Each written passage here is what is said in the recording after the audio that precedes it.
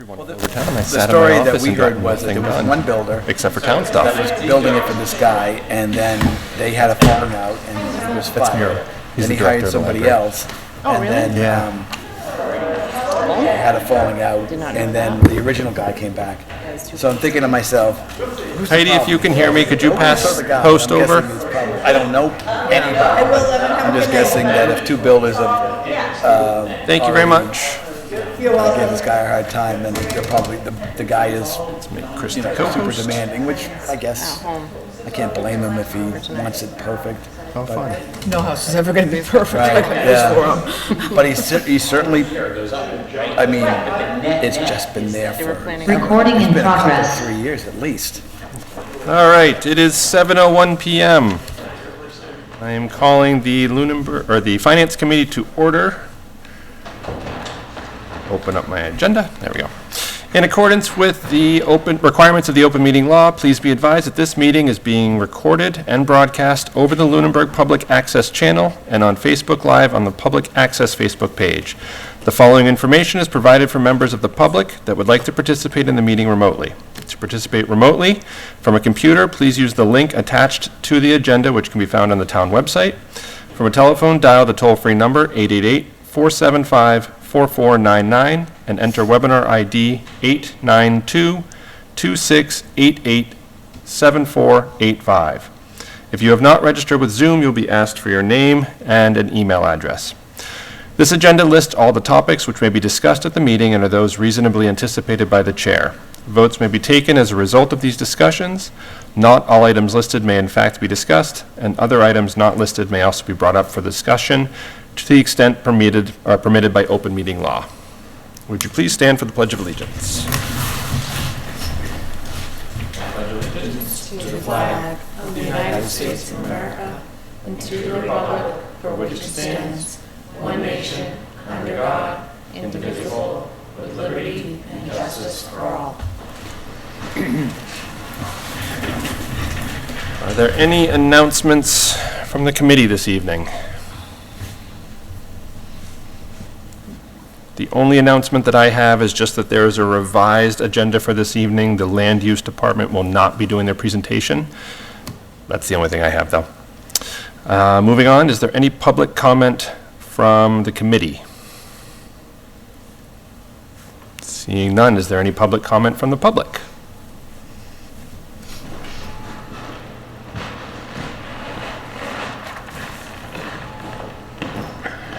Good evening, Peter Beardmore, 282 Pleasant Street, speaking on behalf of myself. Just some additional comments. I had to leave early last night due to a personal reason. Obviously, my public comments last night were inside, in the main part of the sheet, not in the margins, and I do have some comments tonight that I think are in the margins that are relevant for your consideration for the budget as a whole, as well as conversations for tonight in particular. And I certainly intend to return and participate in your subsequent meetings to the best of my ability. I think that last night's portrayal was very telling in terms of how the town manager and by extension the select board are looking to portray this budget, and the school departments and the school committee's role in it. And I would call your attention to the slides, the pie chart that depicted the school department budget at 51 and then 52% of the budget, respectively. The problem with those pie charts is that they included debt in those pie charts, which is non-discretionary spending, and for the most part, the debts that are addressed are completely not part of what we would use to fund services of any way, shape, or form. Excludable debt, which accounts for $163,000 of that 500 and some odd thousand dollars, literally comes right off the top of the taxes. And that has nothing to do with what we would talk about in terms of delivery of services or running of any departments. It's excludable debt, sits aside. The regular debt service, which is, we're seeing about $335,000 coming off, is from the sewer betterment. Again, completely funded out of a revolving account, has nothing to do with the budget that we're really talking about in terms of dividing services or the apportionment of what's going to one department or another. Best I can tell in the numbers that were, it was very difficult to understand the presentation or draw direct lines between excludable, non-excludable, and regular debt that is funded by the budget. It looks like the net impact on our general fund comes down to that line that was on one slide of $16,523. So where we're showing, hundreds of thousands of dollars in debt service, millions of dollars in debt service, the actual amount of savings in that line is about $16,523. Again, very difficult to understand the presentation and the numbers, but that's what I drew from it. Debt is non-discretionary. If you take the debt out of that pie chart completely, and I ran the numbers, it turns out that school spending is actually more than 51 or 52%. It's actually about 55.44. But when the difference between FY23 and FY24, when you do the math that way, is that the schools are actually drawing about 0.5% less from the town budget than we otherwise would be. It's an interesting calculation. It's an interesting way of accounting, but it's not necessarily relevant to the topic at hand in terms of the apportionment of what departments are getting and how much money we're spending to run our departments. But there was another telling point here, which was when the town manager got to the discussion of an override. And the first time she mentioned the word override was in relation to the school department's budget. It wasn't in relation to any other budget in the town. It was in relation to the school department's budget. And what's clearly happening here is that the other departments are being funded to the degree thought appropriate by the town manager and by the needs that have been rightfully communicated by their department heads. And the politics here is that the school department and the school committee is being expected to go for an override and lead that effort. So we're not sharing our pain. There's no equal apportionment. The schools, in my opinion, are being targeted with the expectation that we will go out and campaign for an override. The problem with that is that, as I've said here publicly as well, I don't think that's going anywhere, largely due to the debacle in the taxes that the town has left us, and the sense that the town has that we're not moving on taxes until we can at least get some stability with how we go about taxing our citizens. And that is not the fault or the problem of the school department. Well, it is very much the problem of the school department, I guess, but it is certainly not our fault. So I'd ask you to consider that and really what's going on here, I think, behind the scenes. I would like to address the topic of the grant writer, and I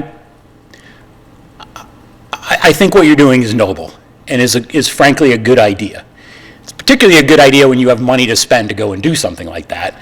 We're in an interesting situation this year where we have a lot less to spend and we're looking to add another line and expand services to be able to do that.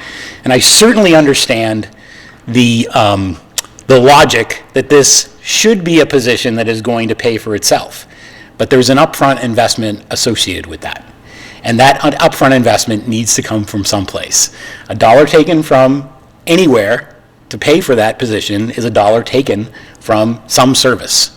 And I think that you should be able to identify where the cut is, where the money is coming from specifically to pay for that position, if it is so important to pay for that position.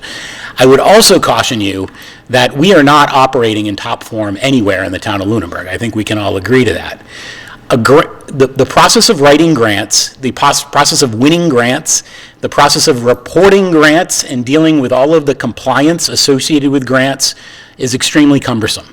So it's not free money. The money is out there and it can be gotten, but the disruption in time and costs associated with that should not be discounted. Mr. Passios, of all people, can probably attest to that because of the amount of time that I know you've spent on green communities issues and the streetlights thing that we went through. I can't imagine the amount of time and energy that you put into it as a volunteer because nobody else had the time or energy to do it. It was extreme, and it wasn't just filling out the application. It was all the work associated with making sure that it could happen. So I would caution you there. And then the last area that I did want to bring to your attention, because it does deal with an expansion of services, and again, as I said last night, I don't want to detract from or undercut any department head. I think they're all doing the right thing for their departments. The expansion of services in the library for a teen librarian strikes me as an interesting place. And that is because there is a lot of interplay between the Boys and Girls Club in Lunenburg and the library. We dedicate building space in town for the purposes of after-school childcare for middle school students in the Boys and Girls Club. And the school department also takes care of extended day or offers extended day services as part of our programs. But all of those programs are self-sustaining. The Boys and Girls Club raises money and collects money from parents, and our extended day program runs almost entirely through tuition that is paid through parents. The Boys and Girls Club also uses TCP for indoor gym space, and they also interact with the library and library programming quite a lot.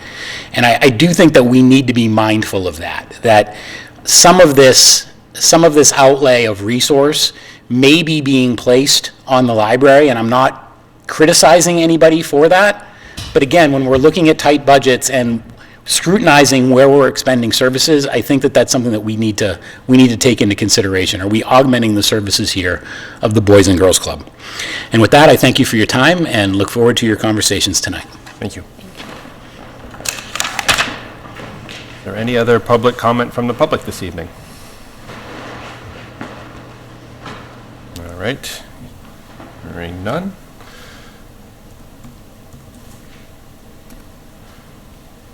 Do we have a town manager report for this evening? It's been a whole 24 hours.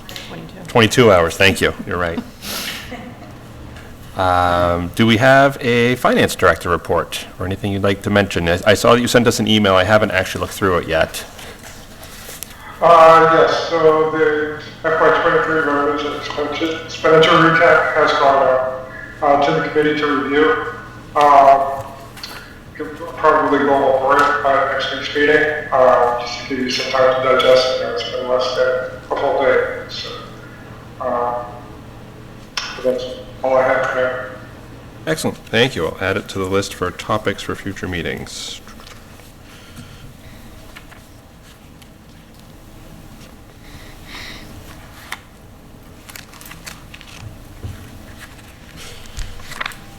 All right, moving along. New business. We have presentations from the Council on Aging this evening and from the library.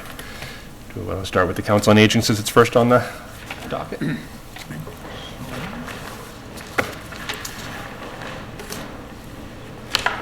Hi, everyone. Sue Doherty. I'm the director at the Lunenburg Council on Aging. I just want to apologize. Some of the slides on there, some of the numbers have changed since 2 weeks ago. But we'll go along with that as we see it. And I just want to begin by saying that the population of our elders in this town from the federal 2020 census is 3,120 people over the age 60 plus. That makes up 30%, approximately 30% of Lunenburg's population. But yet we're still less than 1% of the town budget. And historically, when I come up here and do my budget presentation each year, I don't ask for a large increase. This year is no different.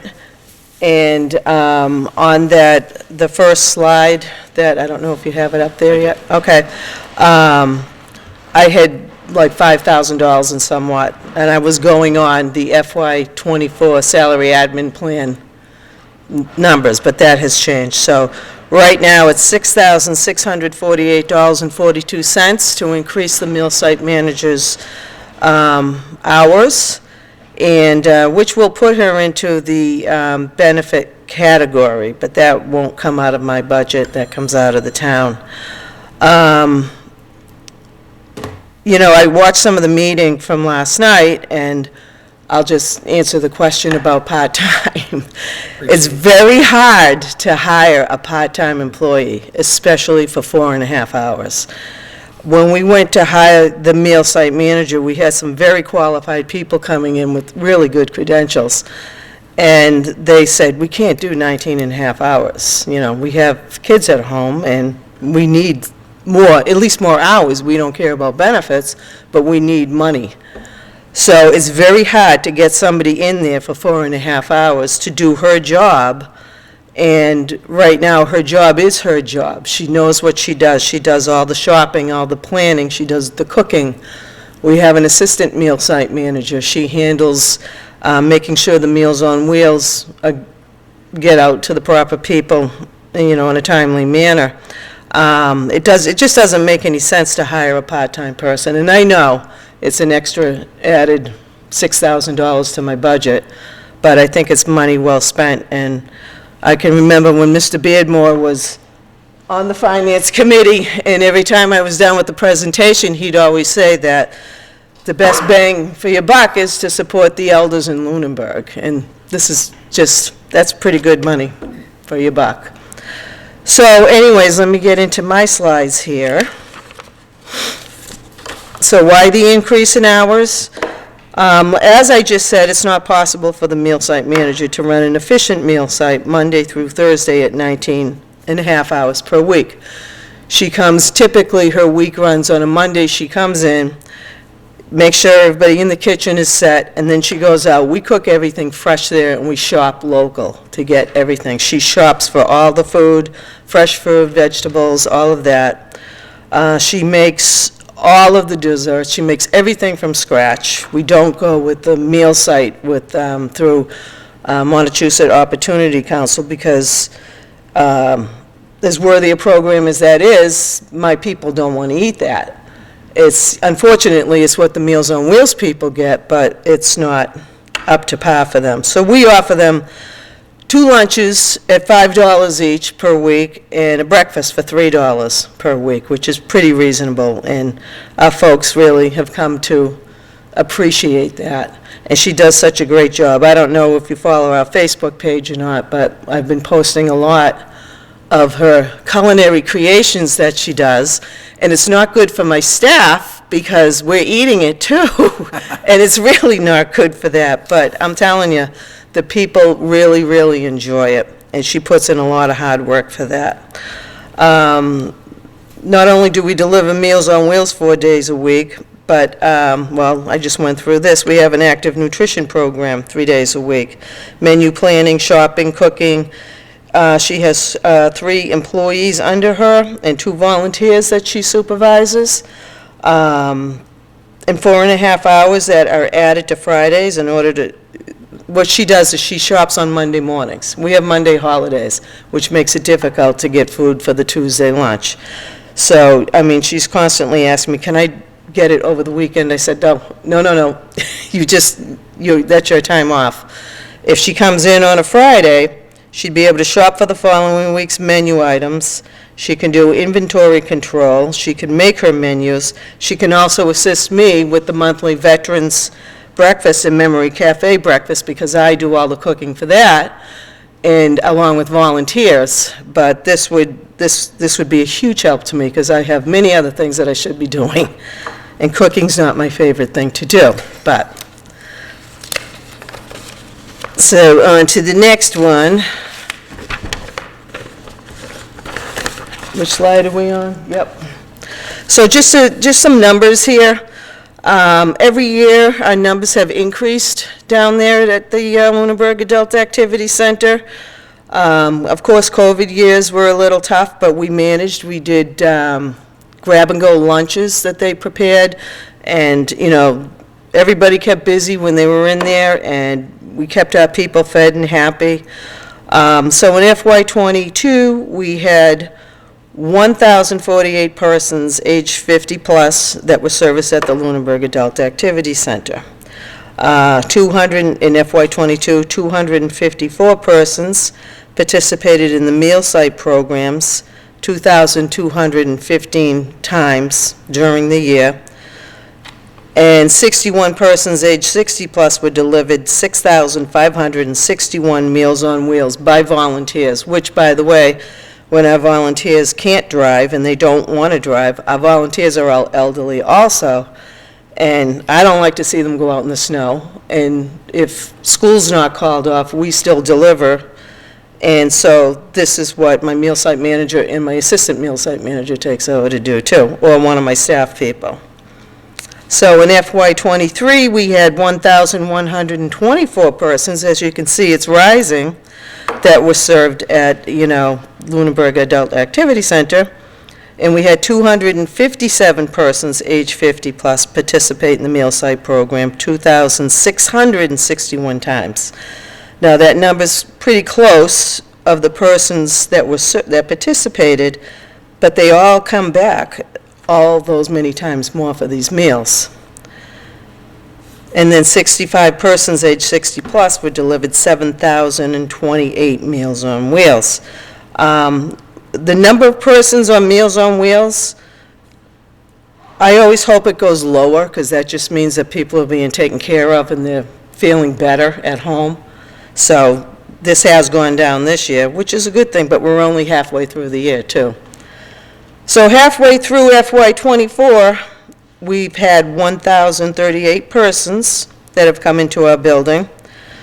We've had 100, as of today, and this number has changed then from on the slide, we've had 176 persons come in and participate in the meal site program 1,664 times.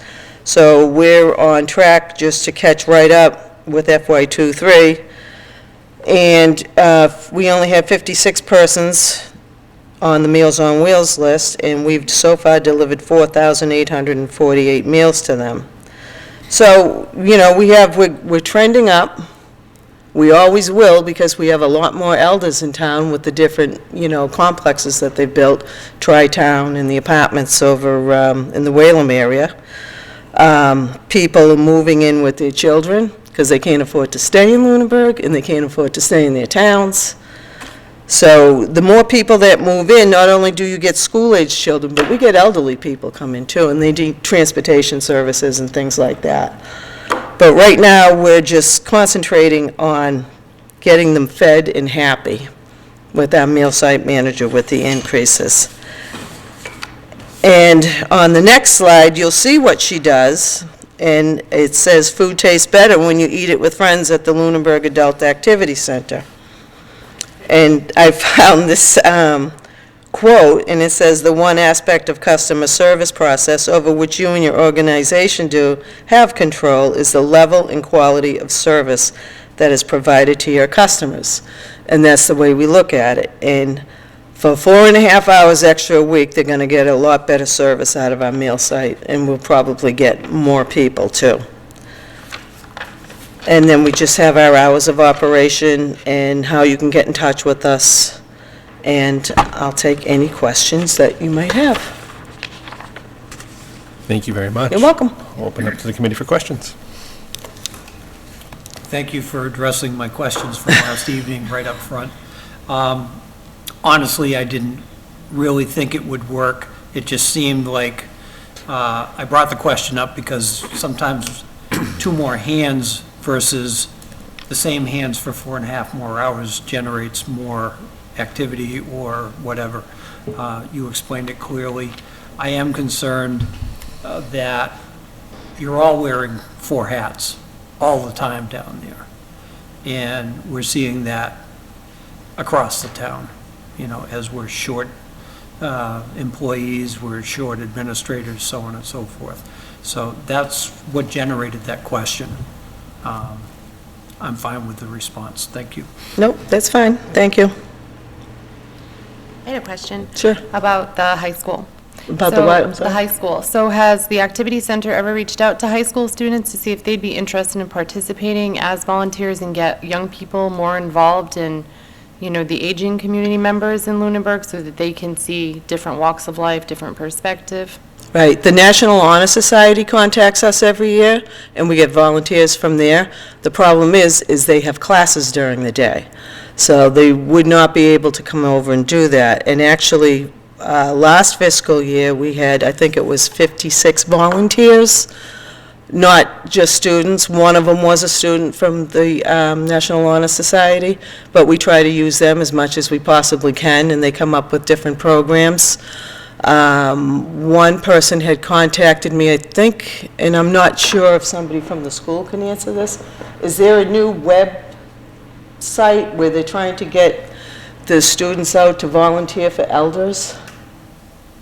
Not to my knowledge, but I wouldn't necessarily know. Right. Somebody, and I can't think of his name, and I said what they really need is somebody to go out and shovel snow for them, because right now we have the police and fire, well, the police department does it, and I think I have 12 people on their list, and there's 2 officers, I think, that go out and do it, and they can't keep up. I mean, if you get a big storm and you get somebody that needs their driveways done, I mean, my son's a plow driver, he doesn't do 12 driveways in a day. So, but kids like that, and we use those people too. But yeah, we do use them when we can. I was just thinking maybe it'd be nice to like cross-pollinate and get younger people more involved in this as well. Right, right, And I can certainly understand the snow initiative as well. right, It's riskier. Right. For people 65 plus to be out shoveling snow. right, exactly. And we did have some girls a few years ago come over from the high school, and they did art classes with them. But once again, they were on a time limit too, so we try. Well, thank you. You're welcome. Mr. Menard? Yeah, can you go back to that first slide that showed the, so what this is saying is that we go from 19.5 to 24, and there's a modest increase, whatever that is, 20% in salary. But we have to then incur $22,000 of health insurance. Does this also become a pensioned position? I believe so. I think once you go over that 19 and a half hours a week, you're in the pension category. I mean, I have people who are working 24 hours a week. Their hours have since increased. It's funny just not seeing him here. I don't know who I'm talking to. But I think it automatically triggers you into that, where you are a pension employee. So this 22,000 is for that one position that pays an annual salary of 25,000? Right, but I don't know what plan she's going to Right. take. That's the You know family what I plan, mean? probably? If she would even take a plan. Her husband may or may not have his own health insurance, but I understand the town still has to pay into the insurance. How much, I don't know. Okay, yeah. Go ahead, Chris. Yeah, I guess I'm kind of concerned just with that. The more people we get into pensions, the more we're paying health insurance. It's these additional kind of hidden costs that drive our costs. So I'd almost like to see more of an alternative way of getting the same, it's just barely over, it's only 4 hours, and all of a sudden it's going to cost us $22,000 plus whatever for however in pensions. So I don't know, I guess I'm a little on the fence on this one, especially this. If you took the extra money that we're going to have to pay for the hourly and maybe the health insurance and put that into an hourly rate for those extra 5 hours, that's a pretty expensive person. So that's what I see that too. I will also say that in my past life, this is a problem that is nationwide, where especially lower paid people who get the same level of health care benefits, for example, as someone making a lot more, the percentage of their total money or value of their job, health insurance is no longer a fringe benefit. It is 30-40% of their actual value of their job. Right, and it's all, So it's not uncommon. I don't want to make it this is a an adult, your department's issue. This is a bigger issue than all of that. Right, no, I totally get that, but I mean, also, for those short amount of hours and the money that she makes, how much is she going to be paying, paying out of her own paycheck into that, so it could just become a wash on her end. But unfortunately, that's the nature of the beast, and that's what happens. Yeah, I almost think like we need to start looking at whether these 20 hours automatic becomes a benefited position. Because if you start to look long-term, I mean, we're dealing with health insurance issues this year for retirement as well. So does health insurance continue into retirement as well on this position? Yeah, I mean, that's the way it goes. That's how it's written up. I think it could be argued, though, that if teachers are worthy of pension and health insurance, so are the people that are feeding the elderly community. Well, I think anybody who's working for the town anyway, whether it be in the school system or on the municipal, in the town, if you're working, if you're eligible for it, you're eligible for it. And it's just... I think it could be argued that pensions are an archaic system in our society, and we should be looking at alternative means by which to get to long-term incentives. But, there's no pensions anymore in private industry. And a lot of our financial problems are driven by pensions and health insurance and et cetera. So, I think there's something really important about our ability to put in part-time work and going just over that part-time into fully benefited. Why not raise this to a 40 per week role and take on additional responsibilities if it's going to become a benefited position? Right. Or 36 or whatever it is that full-time is, I forget what it is. I can tell you that all of my other employees, who the town pays their checks for, if they could get more hours into their work time, they would take it, because that's money, I think my administrative assistant, she's now 40 hours, but part of that's paid by Mart. My outreach coordinator, I believe she's 36, and we just pushed her up from, I think she was 27 hours last year. And, but it's just the way it is. I mean, if you want to work on with the I WISC. don't understand an argument of it is just the way it is. Our decision is to make someone from part-time to benefited, with the almost probably doubling and even more because of the long-term costs associated with this.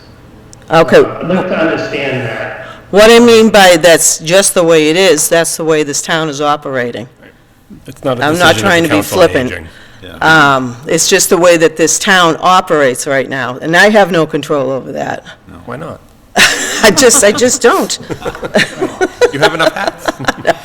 I do agree, Mr. Renard. I think it's a conversation that should be had, and we can certainly have that conversation, but I don't think it's a conversation that the Council on Aging is going to solve. I do have a question to kind of push it a little bit further, though. Does it, in the 4.5 hours that you're looking at giving the meal site manager, given the increase, the overhead increase that will incur to bring her into full-time and the benefited position, I mean, if you're looking at even a secondary part-time position for her, could you get more bang for the buck at that point by doing a 20-hour week or 15-hour week assistant for the meal site manager that can do off days, or? She has an assistant, there is an assistant meal site manager, she's also 19 and a half hours a week.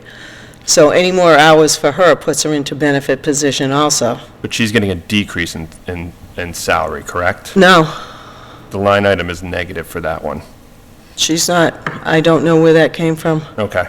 yeah. I see it as a negative 2.98% decrease. Nope, she's 19 and a half hours per week also. Okay. Let me check the What actual. about bringing on additional help then for shopping and other sorts of things to, This, how can I put this? She's the chef. She likes to pick her vegetables, she likes to pick her produce, her meat products, she knows what she needs. She enjoys doing that part of the job, and she's a professional at that. And I don't think that will work. And this is, 4.5 hours more a week is what she needs to get the job done properly.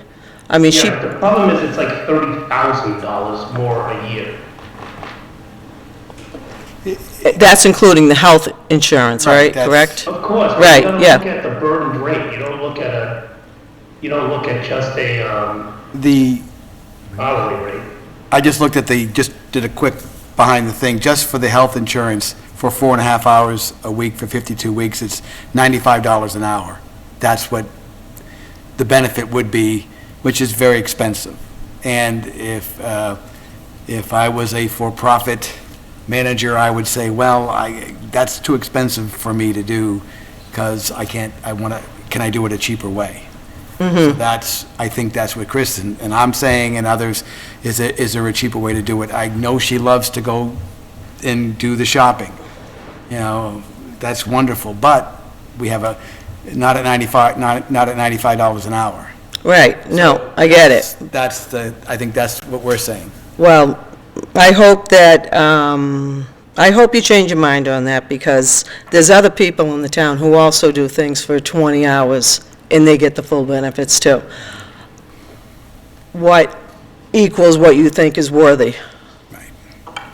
I mean, that could be, I mean, I don't know if that's true, but if it's true, I mean, that, two wrongs don't make a right, or Right. our looking at this is not affected on the other things. Right, no, I understand. And it's relatively small amount of money, but I think especially in today's environment, this is something we need to be careful of. And I agree with Chris that, it's a much, much bigger problem for the town.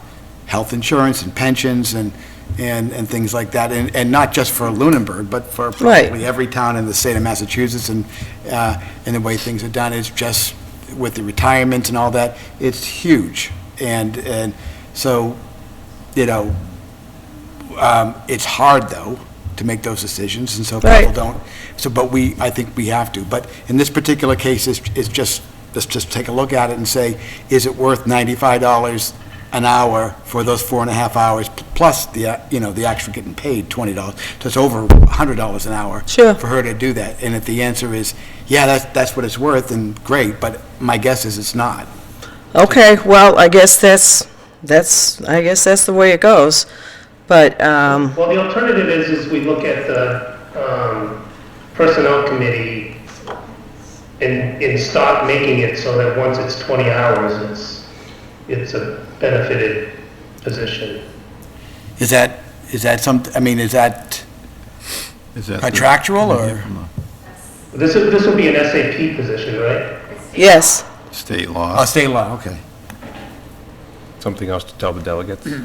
I would like to also add, though, that typically a position, or not a position, an entity, we'll call it an entity. An entity such as what you're offering to the community would typically be it would be a nonprofit. It would be not-for-profit. And you have to put a pulse on the heart and soul of what that is. So this person seems like they're a dedicated yes, staff. yes. And cares about the community. And if other 20-hour-a-week, per the state law, are getting benefited positions, the same should be offered for this. Exactly. And if you're going to start, and I think this is just the conversation to really weigh all different ends of this, having someone else do the shopping and not incentivize this person who's put so much time and effort into knowing this portion of the community, which you said is 30% of our population. Right, Then how are you going to find another person? It's not as easy as snapping your fingers and saying, okay, there's 55 other people that are going to care this much about 30% of our population in town. Clearly, this person does. right, So to incentivize her to say, okay, we care about you also because of the services that you are offering these community members, so we're going to give you benefits like every other 20-hour-a-week employee.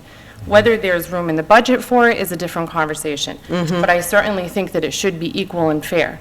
20 hours a week is a benefited position, period.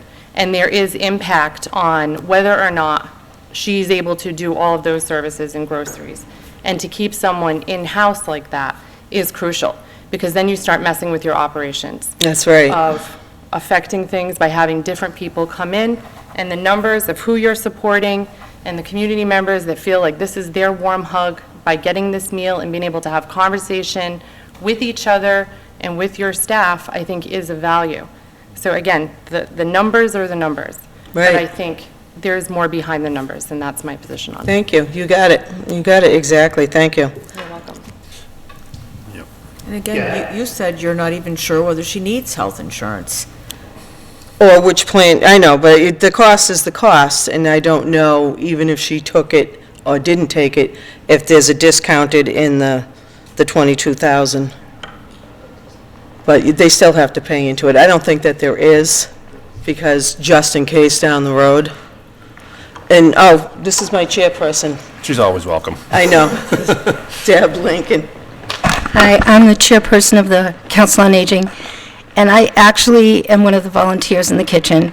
I would just like to ask you if any of you have been in the kitchen at the Lunenburg Adult Activity Center. You haven't, right? Okay, so one of you, or several of you, have asked if we could solve this problem by more part-time positions or more volunteer positions. And I will tell you, having been in that kitchen, that's not a solution. It's a very small kitchen. We are running over each other with 3 people up there. It's not a solution. And I would like to say one other thing. Sue told you, 1% of the budget for 30% of our community, people who have been here for decades, who are struggling to stay in their homes, to pay their Unitil bills, to pay their tax bills, and we are offering them this one place that's a home for them to come, to have community, to have reasonably priced, beautiful meals. And I think that we can do that. I think that we should do that. I think we owe them that. And this is not a solution for more volunteers. This is something that the town should do. We should not be fundraising. We should not be having Sue go out and try to get grants to pay people to be in the kitchen. This is something that we should give our seniors. We owe them. And it's not practical. I would invite you to come to the kitchen and watch people run around and butt heads with each other, not because we don't get along, not because we're trying to overcome each other, but because it's just a tiny little kitchen, and we're trying to serve people and make them feel welcome. It's just not practical. It's not going to work to get more people. This works because we have a dedicated chef and a dedicated assistant and a couple of volunteers, myself included, who really want to make this work. And it's not going to work with trying to get more people up there. So I'm going to trust you that you are going to do what you know is right in your hearts for the citizens of Lunenburg who have been here, who have paid their dues, who deserve a good place to go, and a wonderful meal, and a home away from home. Thank you. Thank you. Thank you. I completely hear you and agree with every bit of that, and your passion is very noticeable. I do want to make sure that everyone is aware. I've asked the committee this year to really dig into every number of every line, not because we want to take things away from anybody. It's just because there's a public perception out there currently that money's being mismanaged, or that we are trying to, well, just basically money mismanagement. And so I've asked specifically the committee to really look at every line item and really look through where can we move costs around to save as much as possible to offer the highest level of service that we can. So I think that's where this line of questioning is coming from. It's not, I don't think it's anything that's trying to say we want to take away from the council. It's more, how can we make them or help you to be as efficient and as highly serviceable as possible in the constraints of 1% of the budget. And I think that's kind of where at least that's where my intention was coming from for, can you get more help out of more hours with another assistant? And if that's not the case, then that's not the case.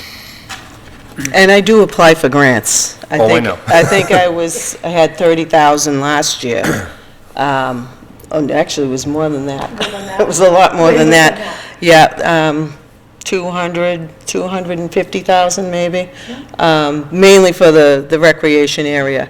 But, for instance, we put in a new handicap door, we just got a state incentive grant for that I applied for. I'm applying for another grant through Massachusetts Councils on Aging to help offset the food costs at the meal site.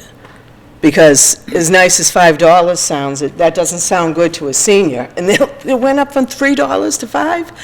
I said, we're just trying to break even here. But we'll see what happens with that one, too. So.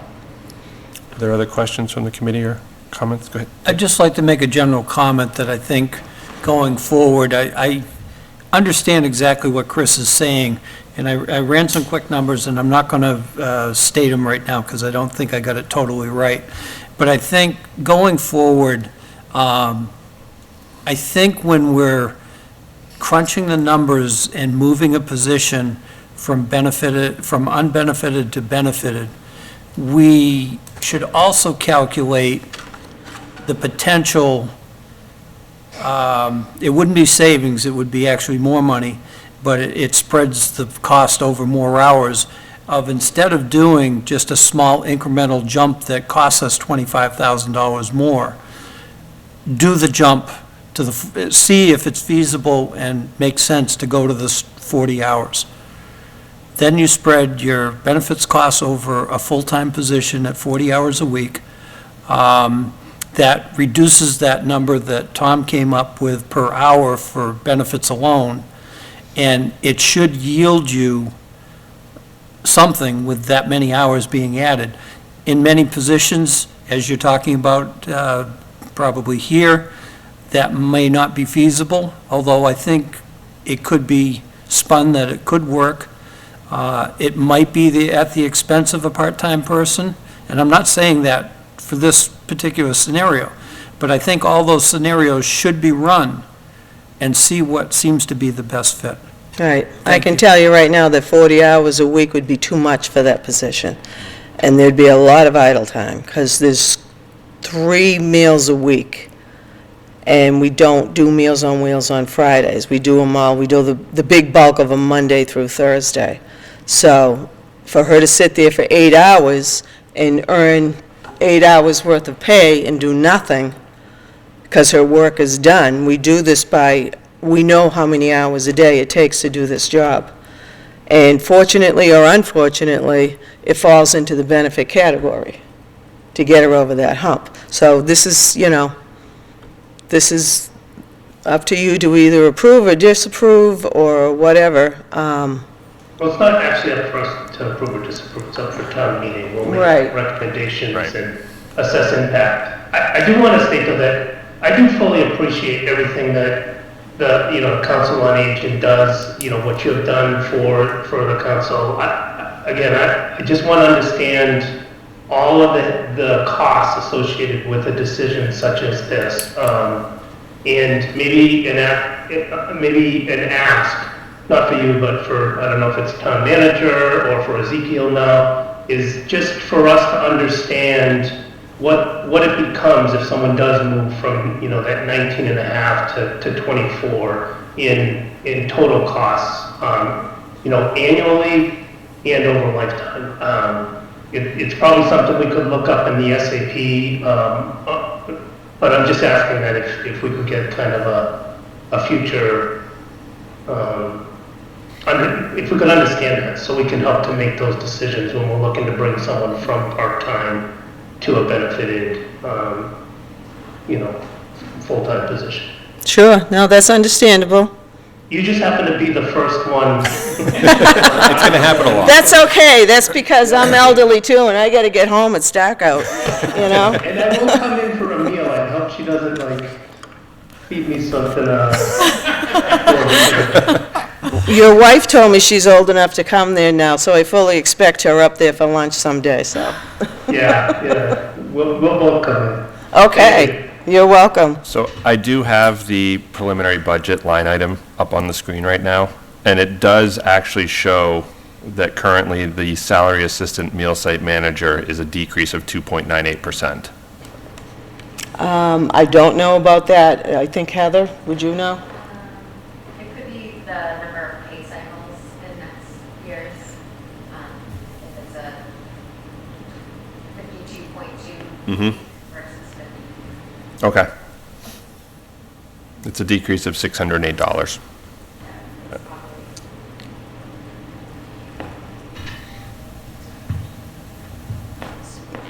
All I know is she's still 19 and a half hours a week. I just, like Yeah. I said, we're going through I have notes on every single line of the entire Right, budget. right. No, that's fine. It's been hours and hours of work. So there's the increase of the outreach worker, which we discussed. There's the decrease of the director as well by 1/3%, so that must be the same 0.2. I don't do those budget lines. Heather does those Of budget course, no, Yeah. I kind of wanted to make sure that we're going through this, and then it looks like it's level funded for all the, on the expense side. Yes. Which is pretty standard for you guys. Yep.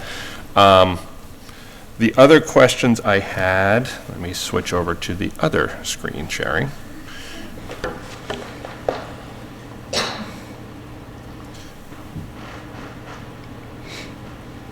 Was regarding this one here, the nutrition program. Just for kind of clarification on those numbers, are those individual, so that's 1,400, or 1,048 individual people from the town of Lunenburg that have come across multiple days? Yes. Okay. It's Yes. not by household or anything like that, so there could be. No, a no, tap no, no, rate. no. We typically, we get a following. So when we get new clients, like, when I make a report to the Executive Office of Elder Affairs, they call it duplicated and unduplicated. So the unduplicated numbers are the lower numbers, and the duplicated numbers are how many times those individuals came in to the building to be serviced there. Okay. So, Are we turning people away at all at this point? no, We haven't hit No, that threshold? no, not at all. We usually plan for 20 people for the lunches and for the breakfast. She always buys more just in case, because people will walk in and say, oh, you know, and they're always welcome to come in. The only people we've actually turned away would be van riders, because we have one van. And we can only go so many places. And we started going to the cardiologist's office in Sterling, so that's taken time out from different travels. And we also go to Neshoba Hospital, so when somebody wants to go to Hannaford and we have a Neshoba run, they have to go to Neshoba. So, It's something for the master plan steering committee. And lastly, just how is the reception of the construction in the back been? awesome. Okay. It's beautiful, absolutely beautiful. We have big plans for out there. I've already booked a summer concert series out there where we'll be doing, cooking hot dogs and do popcorn, all free to the public for my 60-plus, and there's talk of some other things out there that may or may not happen. We have a bocce court, we have cornhole, horseshoes, shuffleboard. It's all ADA compatible now, it's nice and smooth. We have a beautiful pavilion.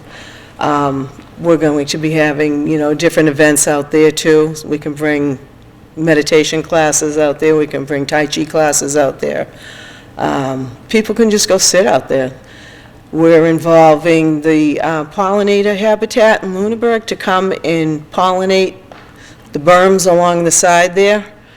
We're getting all these people involved. We have property tax work-off people that we'll hire to do the gardening, because the town hires landscapers, but they don't do the gardening. And, you know, we have one woman in particular who does a very particular job.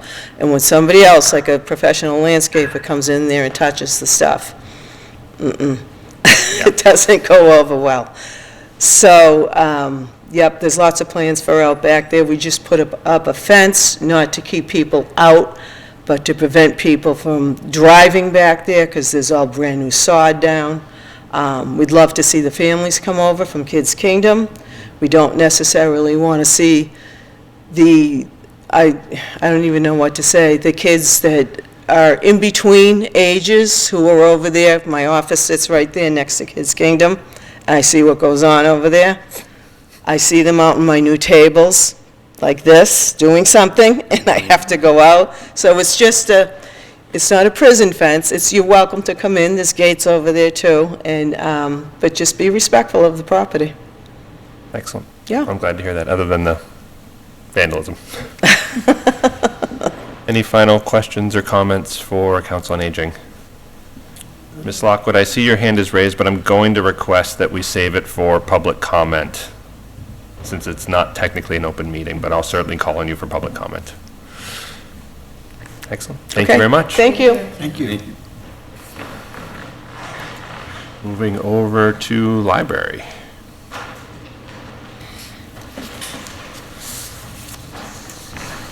Good evening. We're not that bad. I look forward to talking to you guys every year. You always ask insightful questions, so I do actually look forward to this meeting. And of course, enjoy a chance to talk about the library. So thanks for having me. I'm Muir Hammond, Director of the Lunenburg Public Library, and I've got a lovely presentation for you tonight. It's got a little summary here for you. So the next slide, refresh your memory about the library's mission, talk a little bit about our LSTA grant that concluded in the fall, give you some basic statistics about the library, talk about the general budget numbers, talk about how we use some of the outside funds that we have at our disposal, talk about our goals for FY25, and then go through some of our FY25 budget requests and the rationale there. Brief slide about digital trends, particularly apt these days following the pandemic. And then just finish up with mention of the preliminary budget and the final thoughts on that. And of course, I'm looking forward to those questions. So we'll go to the next slide. And I've got the mission of the library on this one. I'll read it to you. Lunenburg Public Library welcomes all and serves residents of the Lunenburg area as a hub for the community, enriching our lives through its collections, programs, services, facility, and people. And on the next slide, I've got some pictures of our lovely people, from some of the lovely people at the library, some of our friendly librarians, and a nice picture of some of the gardens that we've recently put in at the library that has expanded the educational opportunity at our facility. And I did want to kind of start with our LSTA grant, which is our Library Services and Technology Act grant that ran from FY23 to the fall of FY24. We were granted $13,000 to expand science, technology, engineering, math, or STEM learning opportunities for all ages in Lunenburg. And it was an incredibly successful grant cycle. We've added dozens of circulating kits to the library collection, focusing on STEM subjects to help continue to build the skills that we've introduced through programming over the last couple of years, in particular during the grant. We've developed partnerships with the schools, with a local STEM education company called Renaissance Kids, who continue to send representatives to lead programs at the library, particularly focused on kids, but part of introducing the circulating kits, the founder of that company is going to come and train library staff with some of those tools. So we'll have kind of on-the-ground, hands-on experience with the actual tools that will be circulating to both classrooms, hopefully, and children and families through that collection. Impact dozens of families during the course of that year. On the next slide, I've got my basic library statistics, focusing on FY24. In the first 8 months or so of FY24, our current fiscal year, we have an increase of 11% in the number of visitors at the library over the current year's same period, the same period during the previous year, sorry. And you can see, going back the last few years, so that's a projected total of visitors in FY24 of around 65,000, which is up from FY23, a total of 61,259 visitors. Obviously, FY22 and 21 were hugely impacted by the pandemic, and so those numbers were really low. But our kind of last normal year was FY19, when we had almost exactly the same number of visitors as we are projected to have this fiscal year. So it was around 65,000. What exactly constitutes a visitor? Unfortunately, we don't have someone who can actually count heads as they come in. We have a machine that sits above our entryway door and uses its algorithm to calculate who's coming in and coming out. Okay. You can actually see the video feed if you connect to that device. And you can, it charts the path of anyone that it recognizes as a person coming in. And if it crosses a threshold, it counts it as a visitor. Okay. If they come in, so if they come into the front entryway and don't pass under the counter, it's not a count.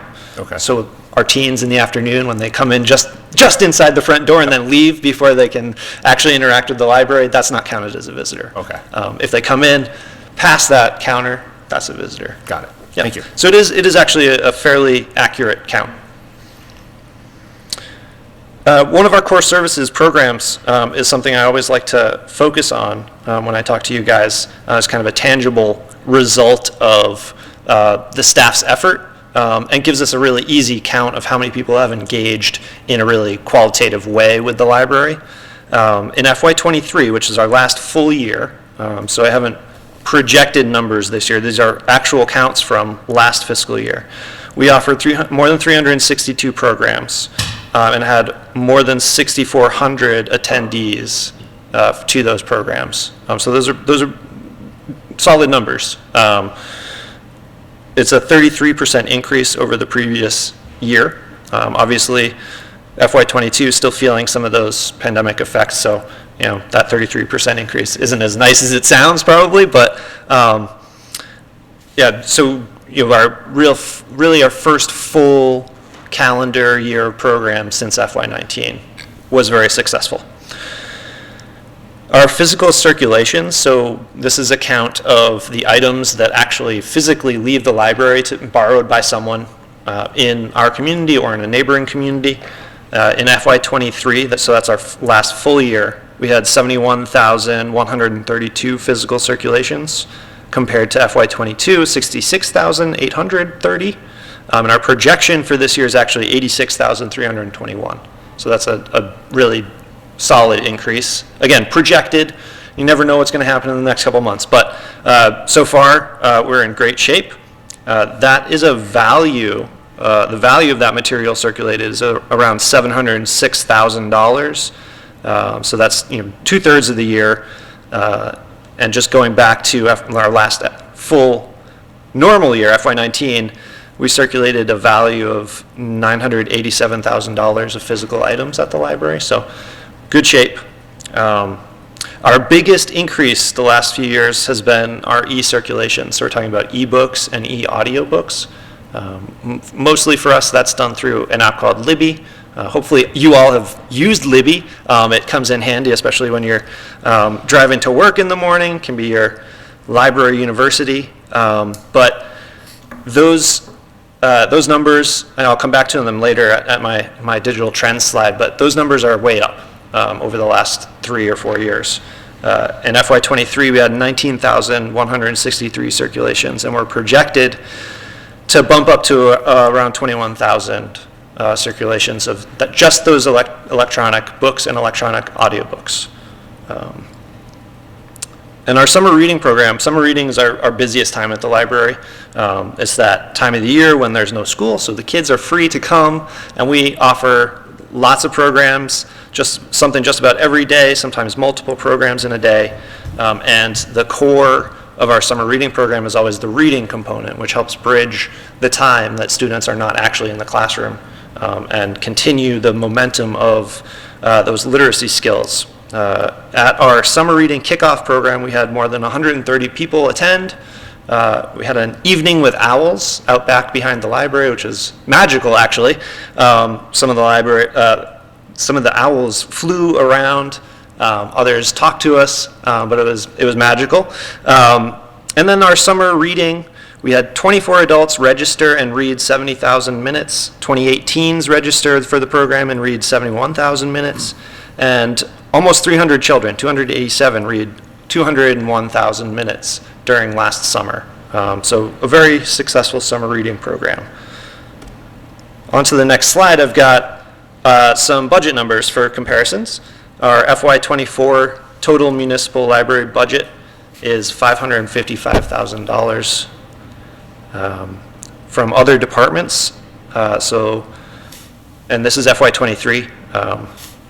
Our other departments paid on behalf of the library $108,000, so that's health benefits or health insurance benefits, building maintenance by the DPW or facilities, those costs. And then other outside funds added up to $97,000. So that includes our 501c3, our Friends of the Library group, spending on behalf of the library. State aid money comes directly to the library. We have gifts that come to the library. We do have a revolving fund that is mostly fines and replacement fees for items that are damaged or lost. So that's a total, if you're going to just carry forward the other department expenses, there would be a total of $761,000 on behalf by the library to provide our services. The next line, I'm going to take a quick swig of water. Go ahead. So that's kind of a general idea of how much it takes to operate the library. The next line is always requires a little bit of an explanation. So we have a state library association, Mass Board of Library Commissioners, and amongst other things, one of the things that they do is certified state libraries. And so if you are certified, you're eligible to receive state aid. So this current fiscal year, we're going to receive about $30,000 of state aid. Another benefit of remaining certified is that your residents can use other Massachusetts libraries. And there are a number of requirements. For this particular conversation, the relevant ones are an average increase over the years in funding for the library. So you take the 3 previous years' spending, average it, and then multiply it by 1.025, and that's the required amount of appropriated funding for the library to remain certified. There's also a smaller component of that that I'll mention a little bit later as well, of 16% of that appropriated budget must be spent on library materials, which basically means items that are going to circulate to the community, that are going to be used by the community. So that can include things like computer software on our public access computers, but also mostly goes towards books and physical items at the library, our digital collections as well. So our FY25 budget request totals $613,000. That minimum requirement for appropriation is $504,220. And of course, the town manager's preliminary budget comes in at $589,000 approximately. Quick rundown for you. So next slide, I've got some of the things that we use our outside funds for. So the Friends of the Library is really the biggest component there of outside funds. The Friends pay many expenses on behalf of the library. They were a big part of fundraising for the current building way back when, but they've also continued to remain loyal and take care of that facility over the years, kind of filling in when when other sources of funding were not available for many things. Building maintenance has been a big one over the years, although luckily, lately, we've kind of gotten away from that, and they've spent much more on kind of special things. So our literacy stations in our children's room. We have a beam projector system in our story craft room that helps build literacy skills, but is a lot like a large touchscreen computer projected onto the floor, and the kids come in and play games. It's very popular and a lot of fun. Not something you typically see in a library, but an excellent example of why the Friends are important to Lunenburg Public Library. They pay for a lot of programs, supplies, refreshments as well. Will sometimes pay for furniture, some special projects. They've committed almost $20,000 for this year for solar shades in the main hall of the library. So if you've been in lately, certain times of the year, the windows along the main part of the library, the sun will shine right through and almost knock you down if you walk into it. So shades to help alleviate that intrusion of the sun. Although it feels nice this time of year, it can also be kind of dangerous. They've also, to help continue that momentum of the LSTA grant that concluded in the fall, committed $6,000 to support, in addition to their normal programming expenses, to support STEM programs for children. And our February vacation week has had almost half a dozen STEM programs. We had reptiles here Tuesday. Tomorrow we're going to have some BattleBot programs. So lots of good stuff happening at the library. Another source of outside funds, state aid, I mentioned. This year we'll have around $30,000 in state aid money. Often we spend that on technology needs, so computers kind of fill in some of the gaps that might otherwise not be purchased. Sometimes use it for periodical subscriptions, a lot for electronic databases, and we are in the planning stages of a small renovation for our teen room. We may use some of the funds to help supplement the funding for that. The revolving fund has, over the years, since we've gone fine-free, kind of decreased in the amount of dollars that we're talking about. But revolving fund we often use for actually replacing materials, but also sometimes for periodical subscriptions. So some of our magazines, newspapers, or some of the digital resources sometimes too. On the next slide, I've got FY25 goals. So we do have a strategic plan from a couple years ago. So these will sound familiar to some of the members of the committee that have listened to past presentations, but I think it's good to kind of reiterate them. The community hub goal is always an important part of what the library is trying to do. We try to build community, but also provide a place where the community can continue to kind of weave its fabric together even tighter than it already is. Another big part of it is access. So access to our resources. Not this past September, but the September before that, we opened on Friday for the first time, and we continue to have success Friday afternoons with those hours. Right now, we're currently focusing on expanding the digital access, so providing a greater chance to engage with library resources through the digital world. So adding databases, adding things like Freegal, or free streaming music service. And then the other big part of what we're focusing on for FY25 are new and underserved populations. So although we have a very loyal following of people who use the library, we only have about 5,500 library cards. Not all of those are even active. So there's a huge opportunity to engage with people who are not currently using the library or not using it to the fullest potential. We have just one of our 2 new hires that started this past week is a digital services librarian and outreach coordinator who will be the first person dedicated to outreach activities. Certainly in the past, our teen librarian and our children's librarian and director even have done many outreach activities, but we've never had one staff member to focus on doing those things. So getting outside of the walls of the library and engaging with people, making sure that they're aware of the library resources and increasing engagement. So I'm super excited about that. Obviously, we've got a little bit of a transition period, but she is showing great promise, and I can't wait to get out with her and engage with people very soon about things happening at the library. So on the next slide, I've got some of our requests. And the first one is staffing, which has already been alluded to this evening. So we have 3 salary lines at the library. One is the director's salary, one is the assistant director's salary, and one is the library staff salary line. And I'm talking about our request in the library staff salary line, which would fund 4 additional hours for our teen librarian or young adult services librarian. That would enable that second of our new hires to perform additional outreach activities and build partnerships.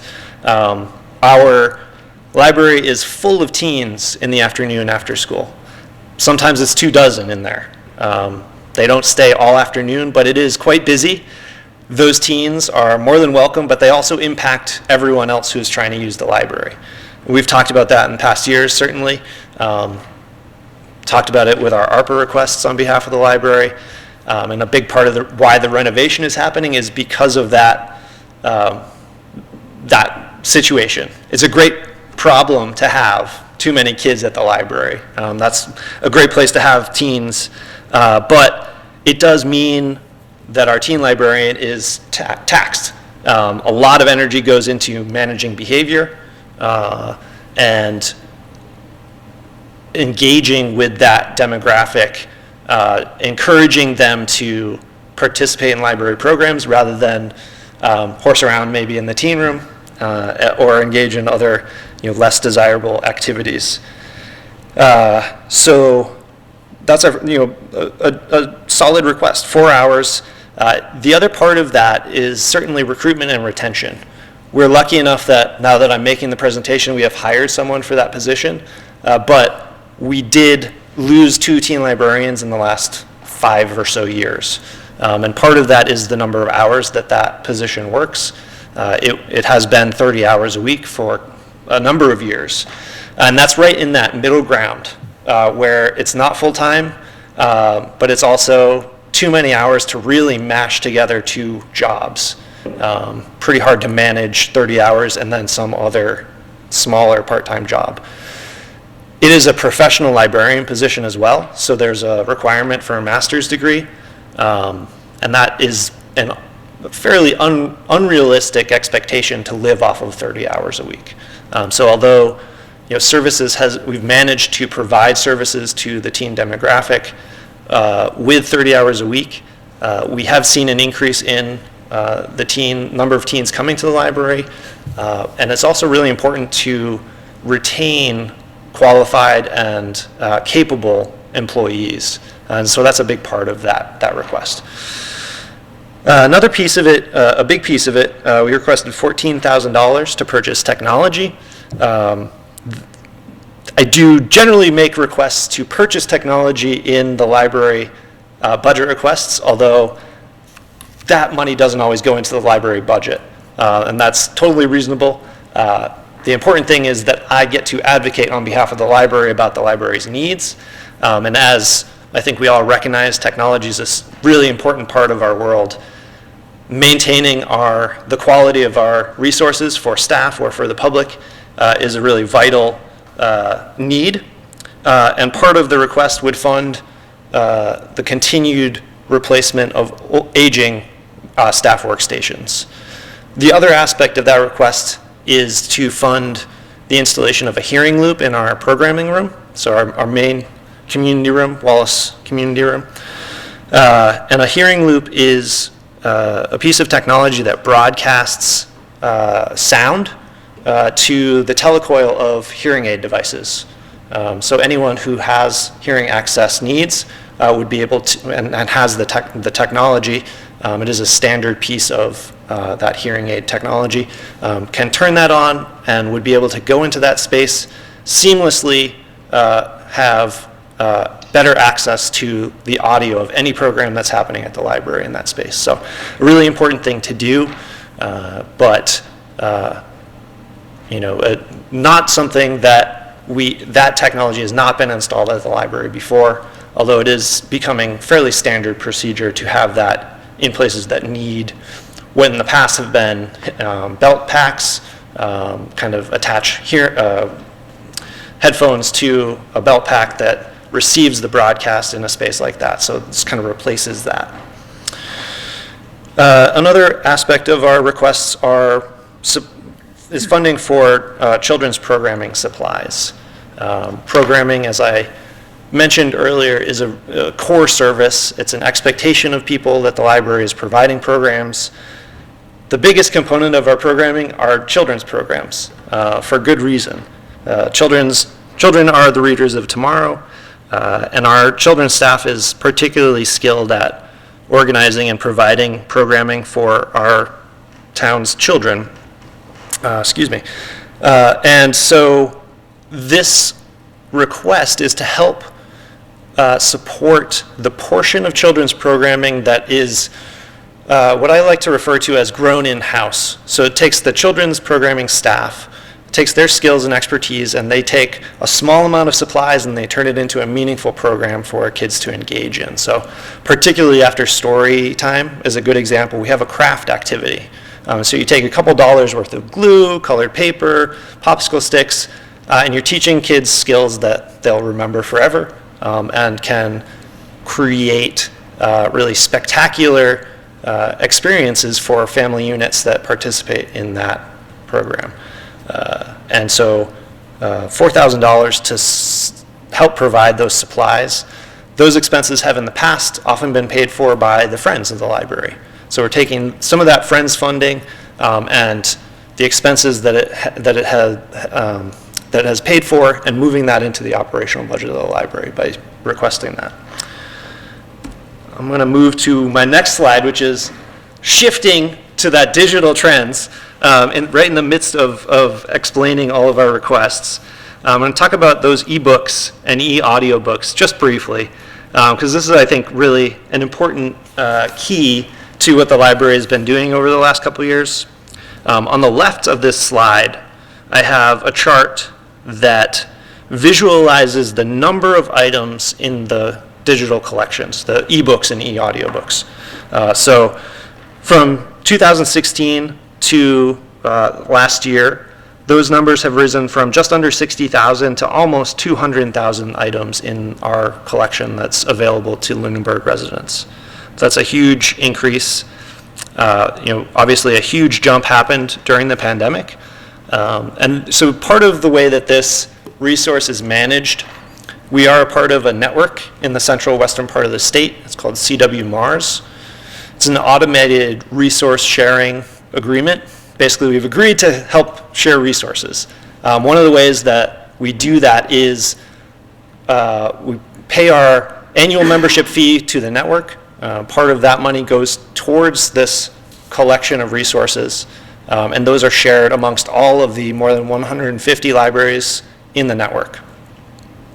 At Lunenburg Public Library, we also contribute some more of our library materials budget to purchasing additional titles that are available first to Lunenburg residents, but then when they're not being used by Lunenburg residents, we do share them across the network as well. And so on the right side of this slide, I've got a visualization of the circulation of this material. So as I mentioned earlier with statistics, this past year we did see an increase in usage of ebooks and e-audiobooks. But you can see from the left side of this line, which was FY19, so before the pandemic, our last normal year before the pandemic, to FY23 on the right, almost doubled the number of circulations for just these items. So I think a fascinating digression. Let me get back to the budget requests.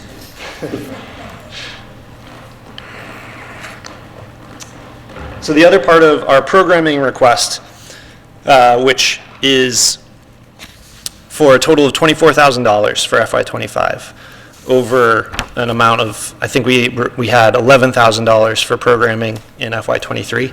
So that is a huge jump. It does reflect an average increase in costs per program. So over the years, hard to speculate exactly why it happens. Obviously, there's inflation, there's the pandemic and lingering uncertainty.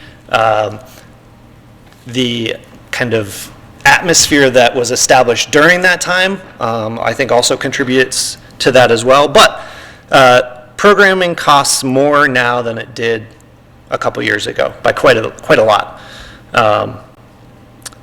As a core service, it's really important to support the expectation that programs are happening at the library. It's one of the most effective ways that the library engages with people. So this would make the funding available in the town appropriated budget approximately equivalent to the amount of money the Friends expended on behalf of the library for programming before the pandemic, way back in FY19. So the Friends would continue to pay for programming in addition to this amount, but just as a means of comparison for you, this would roughly equate to what was spent before the pandemic on programs, just by the Friends. Library materials is always a part of our budget requests because of that certification requirement. So as the total budget fluctuates, whether we're talking about our target budget, our request budget, or the preliminary budget, 16% of that amount really should be designated for library materials. And so our request for library materials is a reflection of that requirement. The next piece that I wanted to talk about with our requests, and I'm sure you guys will have more questions for me after, is professional development. And so part of our requests is for about $4,000 total to go towards professional development. Some of that would be mileage. Some of that would be funding dedicated to paying for training for staff. Some of that staff training would be staff-wide. Some of it would also be available for targeted members of the staff to help build their skills and continue to keep them up to date on changing trends and changing trends, yeah. So that would be $4,000 total between mileage and professional development. On the next slide, I have summary from the town manager's preliminary budget, which for the libraries, that budget totals $589,100. And I did quote her report. The preliminary budget recommendation for the library includes a small operational increase for office supplies, an increase in hours for the teen staff librarian from 30 to 34 hours per week, an increase of $4,000 in the programs line due to increased costs of programs and expansion of programs, an increase in the library materials line that meets the 16% spending requirement on library materials in order to stay certified, and an increase in the costs of CWMARs. Requested funds for staff computer upgrades is a function of the IT department hardware maintenance line, and requested funds for an $8,000 repair to the audio system in the community room are also included in the IT hardware maintenance line. The overall recommended increase for FY24 is $33,319, more than the previous fiscal year, or a 6% increase. So the other component that I didn't mention in my couple previous slides is the CWMR's membership. We're in the midst of a transition to what they call full membership. Over the years, Lunenburg's population has increased, and so bumped our membership category up, and that comes with an increased cost. They were generous enough to give us a couple years to transition through. This is just an extension of that transition process. We'll have, I think, if I remember correctly, one more year of increase next year, But there is a dynamic component of that membership fee as well. And sometimes in the past, when we have not had sufficient funding in the appropriated budget, I have used state aid money to pay for some of that membership cost, just to be completely transparent. And my next slide has questions. So I'd love to answer questions if you have them for me. Thank you very much. You're welcome. Open up to the committee. Questions? I have questions. So the teen increase in staff. So currently you have a teen staff librarian that's there 30 hours a week, correct? Correct. What is the benefit of an extra 4 hours of that person? So I think, I touched on a little bit of that. The staff, the official name of the position is staff librarian. Within the library, we refer to it as young adult or teen librarian. That person's main responsibility is to run the teen room, which is where we house the teen collection of books, magazines, graphic novels, where we house some computers for students, where we have some seating, video games, and where not most these days, but a good number of teens hang out. So there's probably room for a dozen or so, maybe 15 teens to sit comfortably arranged around the room. Most afternoons, as I mentioned, we see probably 24 or more teens, and that's not including similar numbers of students who are part of the Boys and Girls Club Power Hour, Homework Power Hour, which happens in the community room. Those teens are very much managed and working hard in that room on homework. The teens in the other parts of the library, though, require a lot of behavior management these days. There are so many of them. We are seeing certain behavior trends in those populations. I think we're all fairly aware of that, all impacted by it. So we need some, that person kind of spearheads the staff in managing is the best word, that behavior. They help train the other staff who are less comfortable working with that group, and provide some background and kind of the rails within which to interact with those groups. So that's a big part of it. The teen librarian can also, it has in the past interacted with school librarian, with classroom teachers, with other groups in the community to help serve that teen population.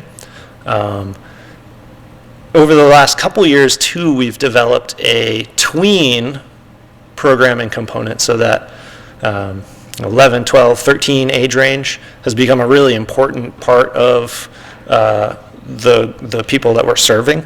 One of the most successful programs we've offered the last couple of years is a partnership with Hannaford. They have a staff nutritionist at Hannaford, and when they introduced that position of someone who lived in Lunenburg and would come to the library often, and so we developed a cooking program with that person.